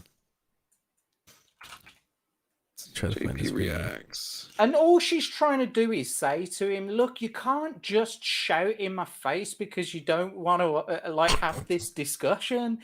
That's all she's really trying to say, you know, in so many words, because he keeps cutting her up. Every time she tries to say something, he cuts her up. Here, I'm going to send it to you on Twitter DMs. Oh, okay. I got you. Godspeed, Spider-Man. Godspeed, Spider-Man. Godspeed, Spider-Man. Hello. Let's find it here. Okay, JP reacts. We're gonna react to JP reacts. reacting. Okay. If I could watch the original video, I would do that. But we're gonna let you guys watch that. So I'm gonna send this. Okay, hit that there. There we go. Okay. We don't drive this way in Oregon. We're fucking kind and we make space. Don't talk. At him. Tired of people driving like you just did. All right, get out my face. Constant. Get out my face. Admit you're fucking wrong and then it's not a No. race thing. Admit that you're driving Admit like you're an white. asshole. Admit you have a colonizer You're mindset. not. You have a Admit you're white. colonizer. It's like, okay, yeah, I'm white. You're still We fucking paused at wrong. the same time. That's good. You have a colonizer mindset. Yeah, tell him again. Yell at me. It is not about race. And Yeah, it that's is. the problem here. It's not about race, and that's the problem here. I think she's right about that. If you want things to change, when you Oh, so it's on me. do So it's not on me. call the Yeah, race yeah, it is card. on you, Don't buddy. see me emotion. Wait, where's Your this? voice. Where did this happen? Portland, of course. Portland, Oh, Oregon. of course. You Man, know. what are you expecting? Don't even get in her face. Do not get in her face. You're taking Oh, out soy boy, here gets comes the white really lady. hard there, doesn't he? right Look at now. him. Stay out. You're taking out your pain and oppression on me right We now. are. And it's important. It's fucking important. Give it a moment. If you want anything to change. We need a safe space to be emotionally violent with each other, people. Just give us a moment. If you want, shut up. It's not on me to change. It's on you and your colonizer mindset. So get out of my face now, you white lady. You So white lady! impotent. It's So so mad. impotent. He's so raged, and it's such impotent rage. Yeah, he's pretty mad. So what was the catalyst that started this again? One of them cut each other off, some shit on the road. I'm not quite sure what, but It's a road rage incident. yeah. If you want that to change escalated into a anything, race. how do we Mhm. talk? Why are we talking about this? What the Discussion. fuck? I love how she then tells the other cars that can't drive, give it a moment. This is important. You're in the no, it's road, not. bitch. Get the fuck out of the road. It's like Yeah. this ain't the right time or place. Why are to they be so- dying on this hill, bitch? Mhm. Why are they so Pull focused off to the on side of the road. Yeah. blocking roads? These leftists, they always want to block roads. They want to inconvenience you. You're not going to win As soon as anybody you over to your inconvenience side. Me, I lose you. You lose my support for Yeah, your cause, bro. you're done. If you make me late to shit, it's over. I hate Yeah. your cause officially. Whenever I try and suck down a drink through a paper straw, I want to throw all the plastic into the sea. You understand? Never give me a fucking paper straw. It's bullshit. Well, I it's went. I went to over San. here. I went to San Francisco. I just got I'm a sorry water. to hear that. And yeah, it was not fun. I went there. I got a water at this cafe. They gave me a water in a plastic cup, this big, with a paper straw. Flip that shit. That's how we've been doing shit for forever. You have a paper cup with a plastic straw. See, a little less plastic, Mm-hmm. more So over more here we liquid have get to this- my mouth. We have this fee for plastic shopping bags. So if you want to use a plastic shopping bag when you go to Walmart or something, they'll charge you like 10 pence per shopping bag.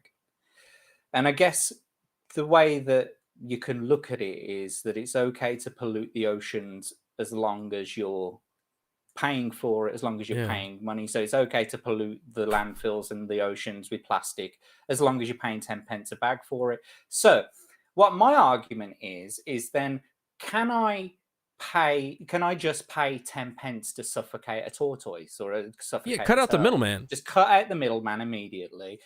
I'll suffocate a tortoise. I'll pay you 10p. Well, that's the logic. This is capitalism. Listen, man. Listen, it'd still fucking win. The tortoise would still fucking win. Tortoise taking I mean, you what out. did the tortoise do? You know, the poor tortoise. He's just like, bro. I'm just using turtles and Why? tortoises as examples. It could be any sea Why are you creature, doing yeah. this to me? It's for the principle, okay? Trying to We've prove got a this point. We've got this shop here called Greg's too, and they give you paper coffee cups, with the wax inside, and they give you stirrers, the wooden stirrers. Really good for making models with those things. I fucking nicked a stirrers? whole bunch of them. I do. Anyway, so Just like if they haven't got any of those, because I fucking nicked them all, right? what they do is they pull out a whole wad of plastic spoons that are in plastic wrappers and then non-recyclable plastics. So this plastic spoon has never seen the fucking light of day until you open it up, and then you stir it for a couple of seconds, and then you chuck it straight in the bin. And that's its entire lifespan. Genius. Jeez. Genius. There is stuff like that I do like. There's ways to improve our waste, and I don't like throwing trash, even though I made a joke earlier. I don't like trash going into the ocean. I don't like trash going into our forests and all of that stuff. I don't like it. But there's smart ways. There's smart ways to like curb people's kind of usage of plastics, and when we can, we should use plastics, and when we shouldn't. Like that example right there, we could be using wooden stirrers instead of plastic stirrers whenever it's a simple switch that doesn't, and in fact you actually get a better utility out of a wooden stirrer than you would out of a plastic one. My number one but a straw that does nothing, man. It sucks all around. Hate of wasteful Literally packaging. No, it doesn't. It doesn't packaging that I've seen in a supermarket is a peeled orange in a plastic tub with a cellophane lid. It's crazy. Yeah, I've seen those. Can you imagine how enraging that is to people? Yeah. Like who have common sense. The orange itself had a container. It had an impermeable container. Yeah. Nature gave us a container. You took it and put it in plastic. And you fucked it up. You fucked it up. It's insane. I do want. Hey, since you brought up mini construction, I do want to talk about Warhammer with you guys. So we should definitely do that. I'm gonna read these super chats, get up to date. Robert Wiles upgraded his membership to the Knights of Knee level. Dude, don't do that. You don't need to do that, man. I'm gonna give you that money back because you need to get that swimming leg. With the built-in James Bond harpoon. Yeah, and lasers. By a shark, and you don't have your anti-shark spray. You never know. You don't want to lose the other leg. So unless thank you, wanna Robert Wiles. both, and then you're like kind of a god in the water. Oh my god, dude! Tis but a flesh wound. Dude, you freaking laser missile legs? My god. Tyrannus Cygnus. Welcome to the Biden dollar menu. $2 because we have the best economy in human history. I heard it from the press secretary. She said it. She wouldn't lie. She wouldn't lie. The government would never lie to you. Rumble 13 for $10. Hi-ya! I would do it with the button, but I can't, so I'm just going to do it with my mouth. I was gifted a membership, but I love that. I'm on mobile app. Hope this counts as paying forward. Great show. Well, thanks, dude. You didn't have to do that.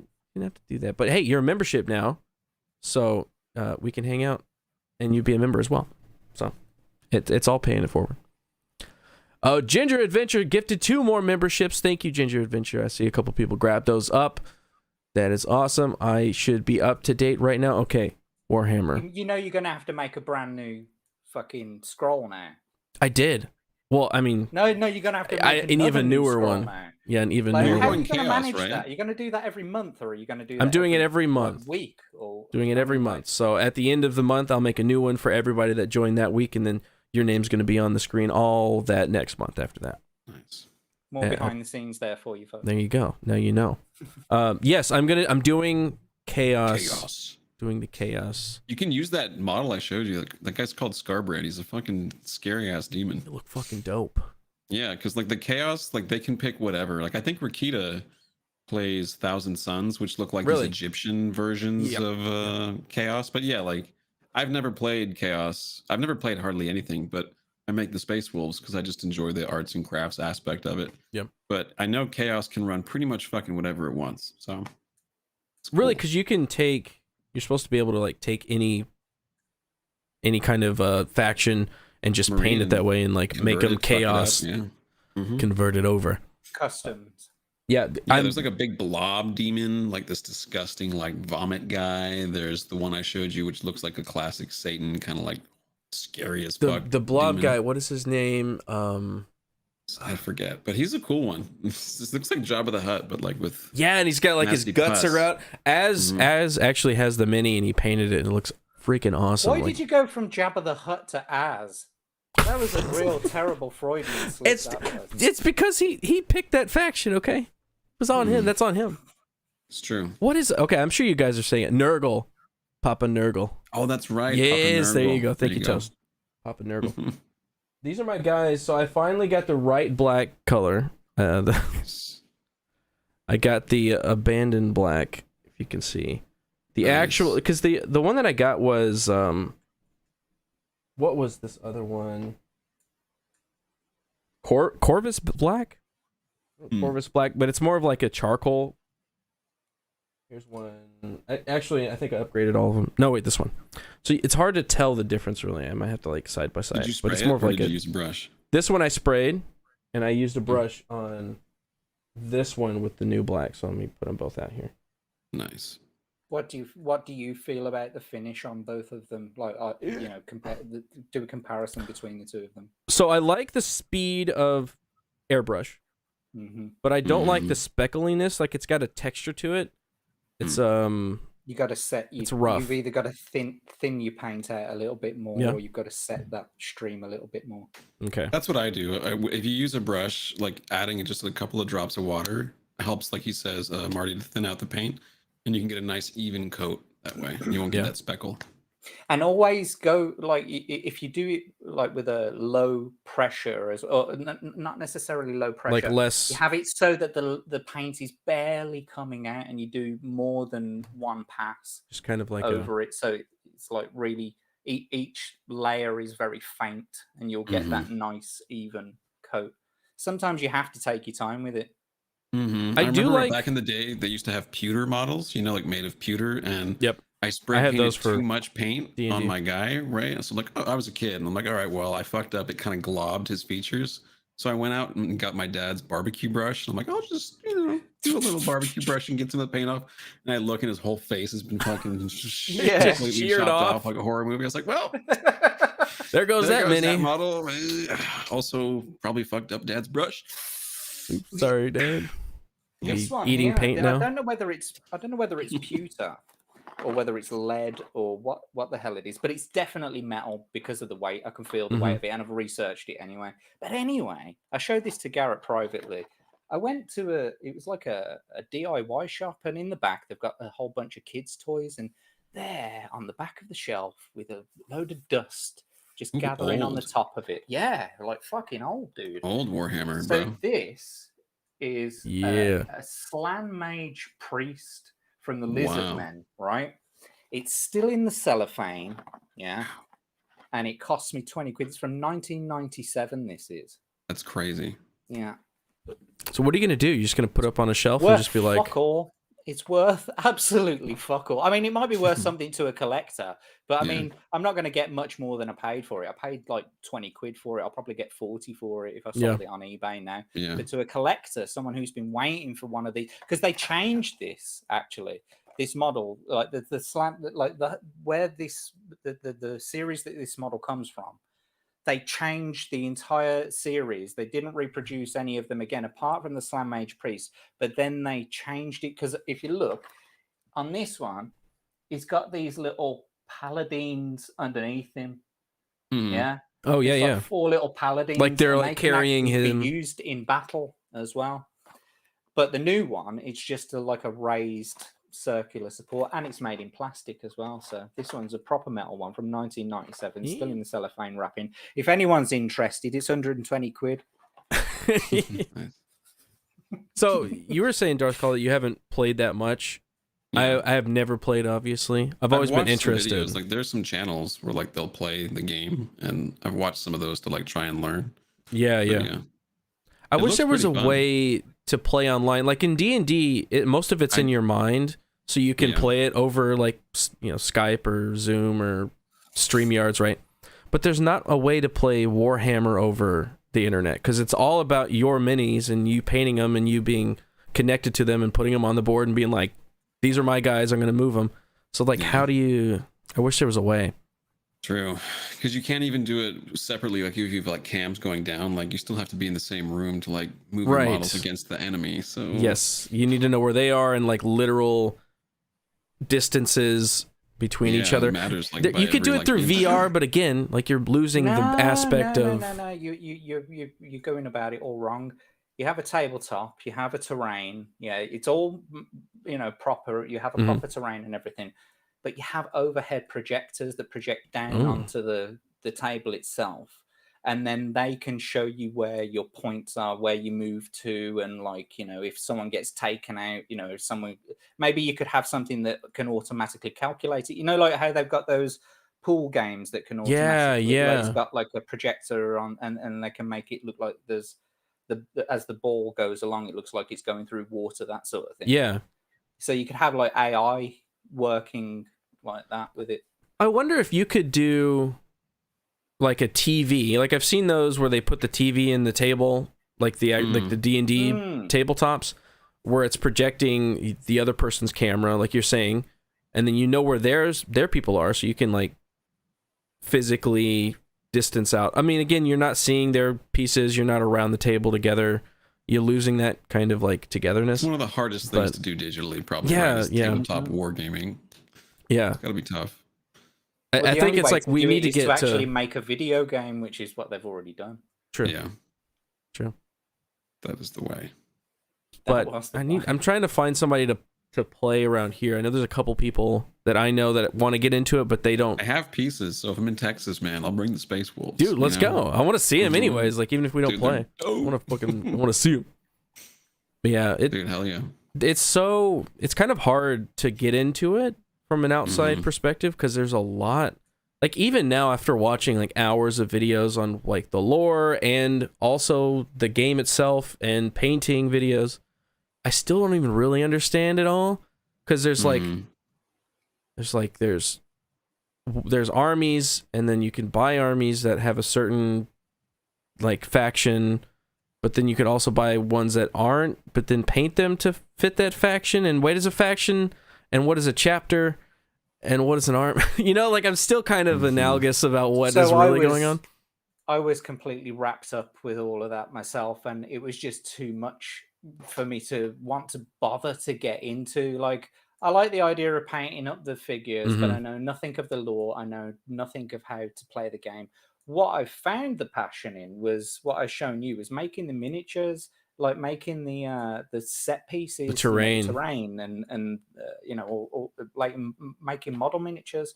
Yeah, making dioramas is dope. Yeah, I don't need to know any of the lore for that, really. It's just all I need to do is look at the theme, look at the style, and go, okay, that this is for this faction, or this is for this is for the Space Marines, this is for Chaos, or whatever. I know nothing about them, nothing of the lore, nothing how to play it. Never got into that. I was more a cards person, like Magic the Gathering, all that. Kind of stuff. Hell yeah. I never got into cards. I had a lot of people that played like Pokemon, and then they played Magic when we got older, and I never got into the card. I was the aspect. age for Pokemon, and I never got into Pokemon. Oh yeah, me too. Like I never got into it. I was never good at the game either. I sucked at that game, so I just kind of was like never into it. But I know like every fucking body that I know at my age completely obsessed with Pokemon, and I just was not at all. Yeah, I had the Game Boy game. Everyone had the Game Boy. I sucked at that game. I sucked at it. I had it. I had yellow and I had red. The cards, and I remember like getting all like hard nipples over getting a fucking shiny card and stuff like that. But I didn't fucking know how it worked, how to play the game. Yeah, Like, what did the numbers mean? I'd watched people, but I still didn't even really understand. Like they would, whenever I was a kid in like chess club, cool. There were some other people playing, and I was like, I guess those are some cards. Cool. I even got I got like a tin full of cards from somebody, and I'm sure that there was some good ones in there that I could have sold for like way more than I got it for. I got it for free, so I could have sold it for money, but I have no idea what these cards were, so I just like gave it to somebody. I was like, I don't know what this is. I probably had like a collection of Yu-Gi-Oh cards. Was it like all shiny? It was no like way. I guess some kid had been collecting them, and then he just stopped playing or whatever, and it just sat, and he was just like giving all of his stuff away, and I was like, I'll take it, whatever. Yeah. And then I was going through all the toys that I got, and I was like, what is this? I don't know. Here you go. Have you noticed how you do that through your life, though? You go through these changes, and like sometimes you'll have something stored away in a cupboard, and you'll go through the cupboard and you'll find it and you go, oh shit, yeah, like, I used to be into that. I used to like stuff like that. I'm find looking that at a happens when pile you of get shame right now of all the models that I have not happens built. when you get into a relationship. If you ever get into a relationship, you know, like you tend to compromise little bits of yourself. Each of you tend to sort of fit your lives around one another. Maybe you don't listen to the same music as you used to because that other person doesn't like it, you know, so you just don't listen to it as much, I guess. And then other things you completely forget about yourself. It's like, oh shit, yeah. I remember you used to be into that before I fucking met her. And you pick it back up. You're like, oh my gosh, what is this? See, I don't compromise anything, which is probably I think it's a flaw. It's a character flaw. I think I have where I'm very like, this is the music I like. These are the movies I like. And if you don't like those movies, well, I'm sorry, we're gonna watch them anyways. Like. I think my wife over time had to like understand how to handle that, and she's like, you know what, I'll watch it every once in a while. I'll watch your Blade movie, and then I don't have to like it, but I will enjoy it with you. What music you listen to and what movies you listen to. You're supposed to enrich each other's lives, aren't you? Really, that's the whole point of a relationship. You're supposed to enrich one another's lives, but you're never going to see eye to eye on everything. Yeah. True. And you got to accept that. I enjoy watching her stupid walk to remember married movie. And you got plenty of kids, so I mean, it's working out. Something right. True. You need a fucking TV. That's what you need. Another TV? Slow you down. I've got like 3 right here. Got too many. But you tend to go through that. What I was saying was you tend to go through those phases in life where you lose like sight of things that you used to do, like collecting Pokemon cards. I don't collect Pokemon cards anymore because that's all gone. That was like playground shit. That was. It's like you were saying the other night, I'll come and join us. We're going to do that D&D gamer stream. And I was like, no, I'm going to go and hang out with the cool guys and have sex with women. You're gonna have sex with women, okay? I love D&D, all right. Have relationships with men and sex. But yeah, I mean that is something that's interesting about growing up and getting older. And like whenever I was young, it was like the things that I like are me and they will be me forever, you know. And then over time, you pick up and you lose and whatever, you know. And I've like recently picked up playing guitar again. I suck, but it was something that was like very a part of me whenever I was a teenager, like learning how to play the guitar and playing on stage and doing all that stuff. Like that was very much part of my character and me. What made me to my brain was I play the guitar. I've got 6 guitars there. What? I can't really play any of them that great. Like I got them all here. I don't know how to play. In the Sherlock Holmes books. Bring back Pogs. Yes. What? Oh, Pogs, dude, Pogs. Dude, remember how G the Slammers, dude, they're like, boom. Dude, Pogs were great. Why did they go away? I don't understand. They were so cool. sad, dude. They were awesome. They had it like was a fad, awesome, wasn't it? There's a lot of fads that was a big fad. and come and go. A cool one though. Dude, it was dope. It was a good one. I had loads of different Pogs. Collecting shit's fun. Let's be real. Yeah, dude. Sherlock Holmes. Watson is written to have said that listening to Sherlock Holmes playing the violin that he always used to play was like listening to like a cat screeching. And the whole point was that he wrote it because that thing was his thing that he did, and no one else no one else got in on that. No one else, you know, like interfered with it. He couldn't play it for shit. He couldn't play that violin for shit. He used to just and it sounded like shit. But it helped him think. And he enjoyed it. No one else was involved in. And it's like your guitar. It's like anything, any hobby that you have. It's like sometimes you just need something that's yours that you can have to yourself. There's no one else's. That's what I like about painting. You know, painting miniatures or building models. It's like right? it's like relaxing. Zen. Yeah, it's like you can put on a movie or you can not do like sometimes I'll just be building and that's it. I'm not listening to music or listening to a video or watching a podcast. Yeah, I'm just doing that. And that's all it is. It's like focusing on this little thing and that's all that matters right now. It's so like peaceful. You can turn your brain off. The voice in the back of your head shuts off when you're painting because you're just focused on the task at hand. Yeah, you're like, okay, what is my scheme gonna be? What am I painting right now? Make sure that I'm not hitting in the edges and painting this very specific little piece right here. Yeah, it's nice. Everybody should have a hobby. So I think what we're saying. Everybody should have some kind of hobby, creative hobby, some kind of creative outlet. Like Benjamin Jansen, he's in the chat right now. He's been going on about it, and he's got his own channel. He's got if you look at his guitar rack, he's very similar to mine. Like just guitars all behind where he is, and that's his thing. He's got loads of music equipment. He writes music. That's his little thing. You know what I mean? It's like everybody's got to have something. Yeah. And even if, again, like it's a hobby, it doesn't even have to be something that like is your career. You're making, it's just something that you enjoy to do, and you can take a break and from reality and go back to it. See all this blue glass along the back here? Yeah. That was started by my dad, that was. And so now, every time I go in a charity shop and I see a bit of blue glass, like a Goodwill store, and I see a bit of blue glass, I'll buy it because it's carrying on that sort of tradition. So I've got a whole fucking bunch of blue glass. That I'm just and it means nothing to it means absolutely anybody nothing. else, and when but I for die, it's probably going to get chucked in the fucking bin. Do you know what I mean? Because why does my daughter want any of this shit? It's just why do you want it? Yeah, because it's important to me right now. Word. Yeah. And like that's why I have stupid like hot toys, and like that means nothing to anybody else. Like I'm the only one that cares to me. Over my desk.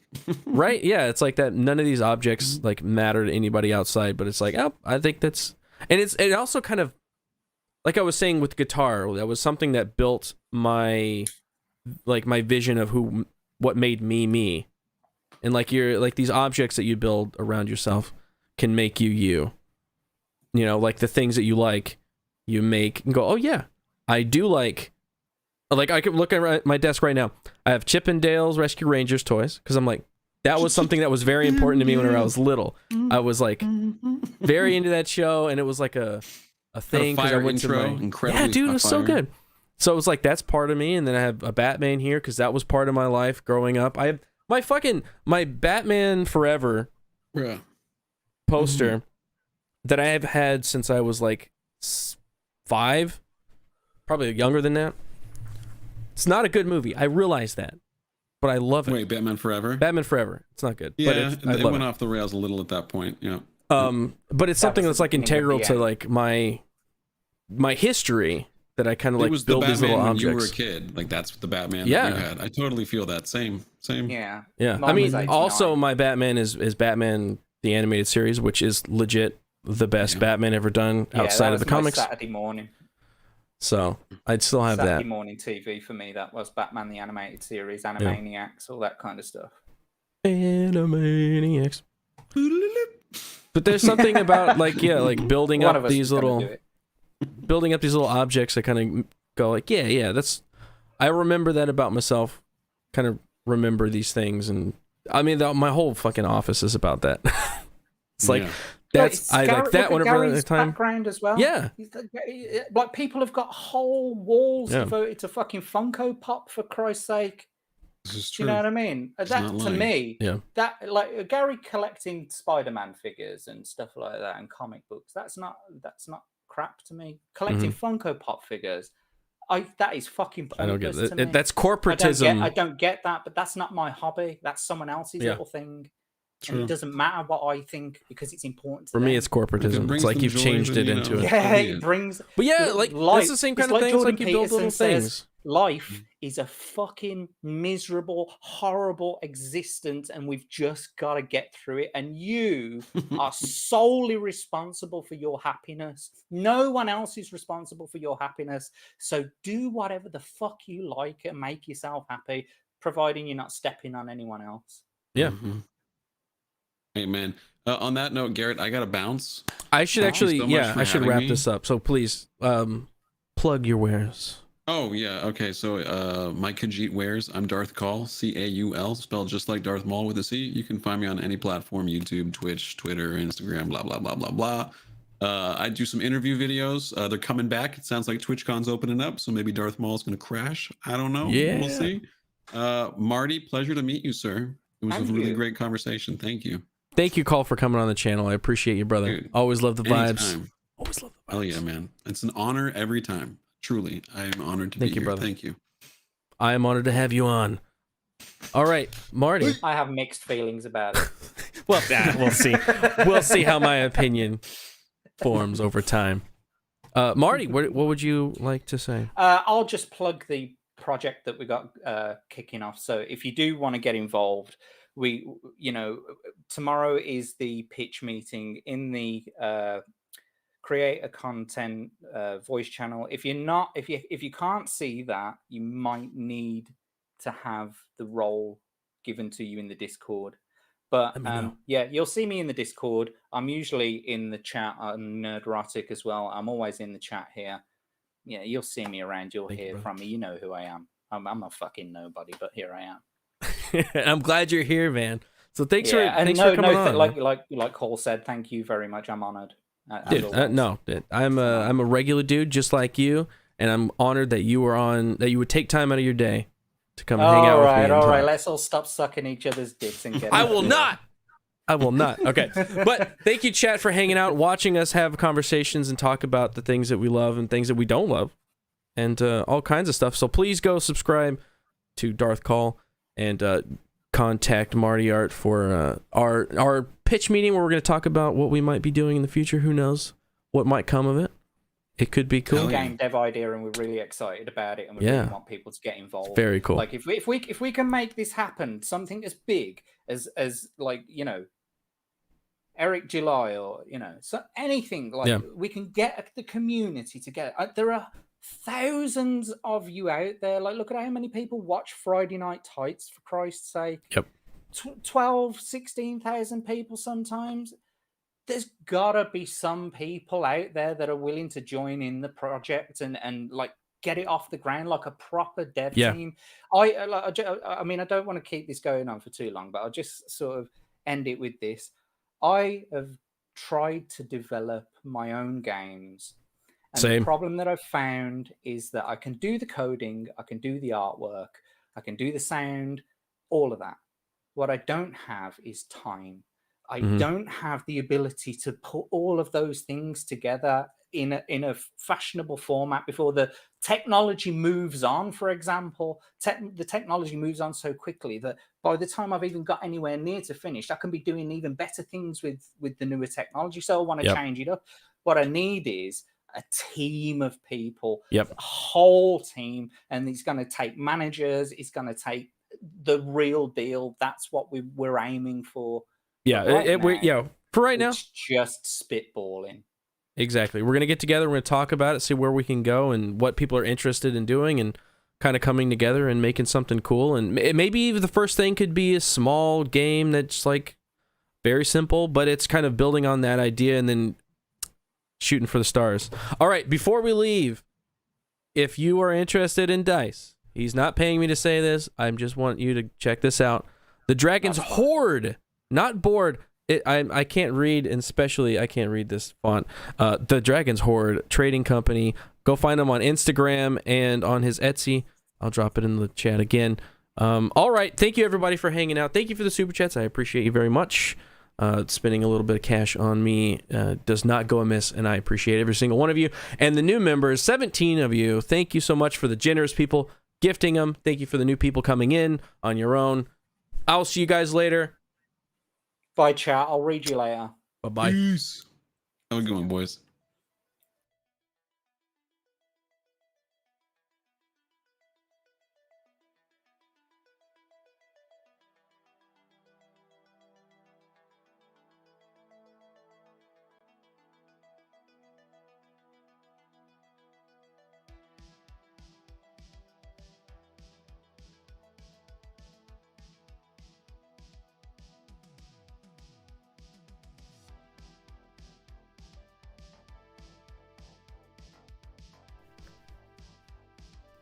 Look at all these fucking names on the screen right now. That's right. I did it. I made a new one. It's all brand new. Look at, there's so many names. I had to make a whole separate column just for the names of the members. Thank you guys. I appreciate you, but I'm gonna have to stop talking to you right now because I have to talk to the Chads. That's right. It's the Chad Show. That's the show after the show. That's about the show, but probably not about the show. It's all about Joe. Okay, Joe and the Chad chat. It says goodnight. You said fuck it. I'm gonna stick around. I'm gonna hang around. I don't know what could happen. Anything could happen. And what is happening is the Chad Show. So let's say hello to the Chad. Marty Art, he's literally with us right now. Chad. Oh my God. So much Chad. Chad energy. So much Chad energy. Let's say hello to you guys. Toast, Chad. Diesel, Chad. Michael, Chad. What's happening, you Chads? Reach for God, Chad. Hatchet, Chad. Emerald Coast Archer, Chad. Darth Vader, we know this, bro. We know you's a Chad, man. But I'm gonna say it anyways because I want to put some Chad energy on you. Not like you need any more. G Monkey, Chad. Little Bear, what's up? You know, we've been here. But I'm glad you're here. Not that guy is a Chad as well. Paul Bustle, Zaylin, Hatchet. Did I say Hatchet already? I don't care. I'm going to say it twice. Chatini. Chatini. I love the Chads. Man, bro, dude. Love you, bro. Chad. The real Steven TV, Chad. Yeah. I love the Chad Show, man. Diesel, I saw Diesel ask a question earlier. Diesel's a Chad, we know. Mm-hmm. He doesn't know what Pogs are. Oh dear. Oh man, I don't know how you got past the Pog mania. He might be about a decade older than us, so I don't believe that. He looks like he's not a day over 15. Diesel's a youngin'. I don't believe you. So flattering. It's the Chad Show. So He is a Pogs, Chad, and he does look 15. He shouldn't be here. why are you here? That's not my demographic. Pogs. 15-year-old boys. Pogs were these beautiful little hunks of plastic that had Or cardboard. what I had plastic ones. I had some cardboard, but the best ones were plastic. Oh, you had the fancy ones. Oh yeah. And then on the top, right? Some could just be black, basic, nothing on it, colored. The best ones had holographic tops on them. Oh yeah. Different characters that you know and love. Awesome art of like skateboarders like grinding on a pole or something, or like some kind of cool design. And then what you would do is you take these hunks of plastic. Imagine like a hockey puck but smaller. Yeah, it's kind of like it's about the size of a 50-cent piece. Right, yeah. That tracks. Isn't it? It's about the size of a 50-cent piece, about the same thickness, but not the same weight. A lot of them were plastic ones, but those were like the sort of king ones. Right. I always remember having very thin, like thinner than the plastic, but it was cardboard. They were just cardboard discs. And I guess you played them a little bit like extreme tiddlywinks, if you've ever played tiddlywinks, where you got to like flick counters with another counter. But this, you had a pile of Pogs, and that was how much you were betting on winning. And it was sort of like you had to topple the pile by slamming one of the big plastic ones down on the pile. Did you play for keeps? Over. Oh yeah, always played for keeps.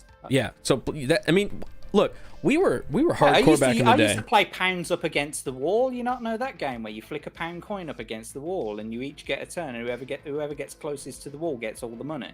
But not touching the wall. Is that what you're talking about? Get it as close to the wall as you possibly can.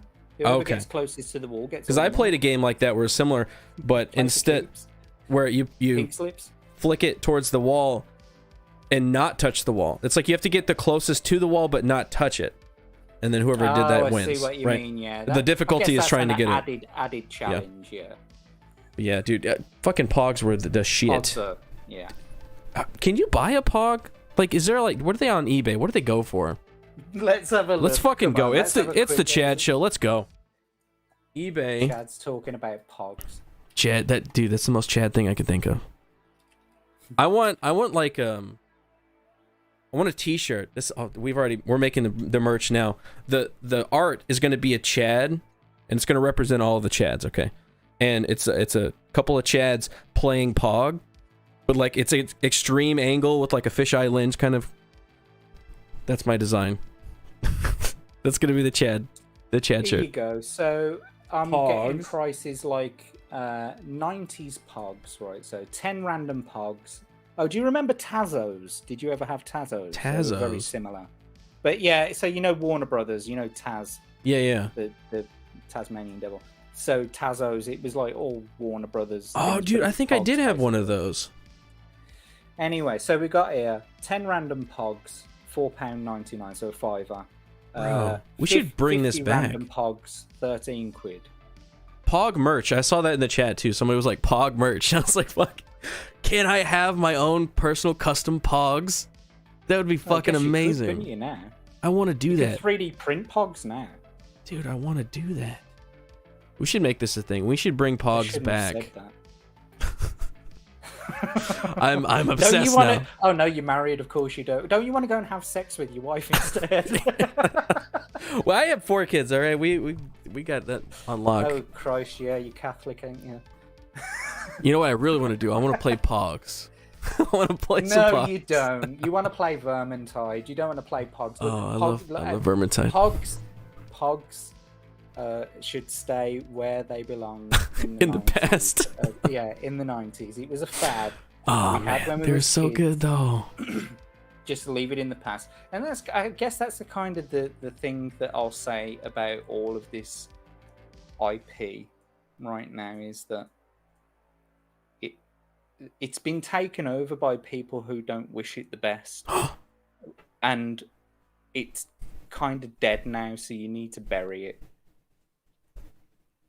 Unfortunately. And we'll leave it on a lighter note than that in a second. But all the I agree with you.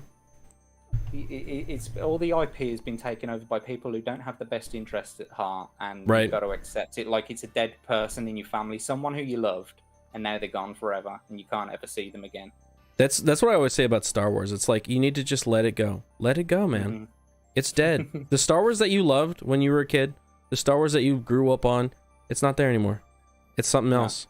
It's in name only, and just let it go. You can enjoy the new stuff if you are retarded. That's fine. You know, everybody's a little retarded, but it's not the same. You have to accept it. Kind of retarded. You have to accept it. And Marty, I agree with everything you just said that we should just let things stay in the past and not bring them back.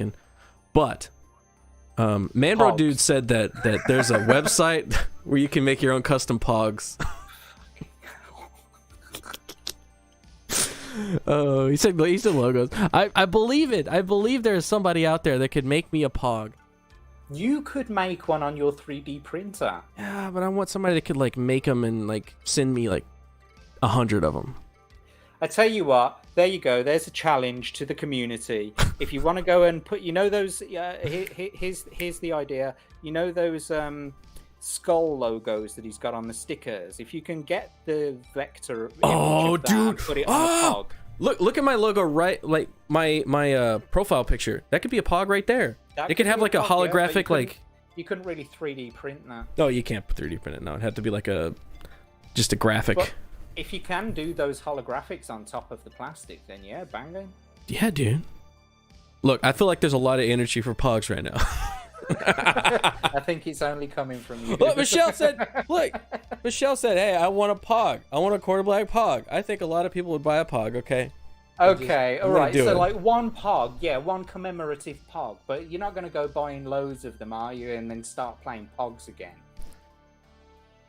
Unless you believe. Yeah. Okay, this was that whole Anakin Padme meme where they're staring backwards and forwards at each other there. You could do anything if you set your Chad mind to it. All right, that's the message I want to go out on. Thank you, Marty, for being a Chad dude. Ultimate Chad, you're here for the Chad show on this side of the Chad. So thank you, bro. A super Chad. So thank you, everybody, for hanging out. I'll see you guys later. Bye.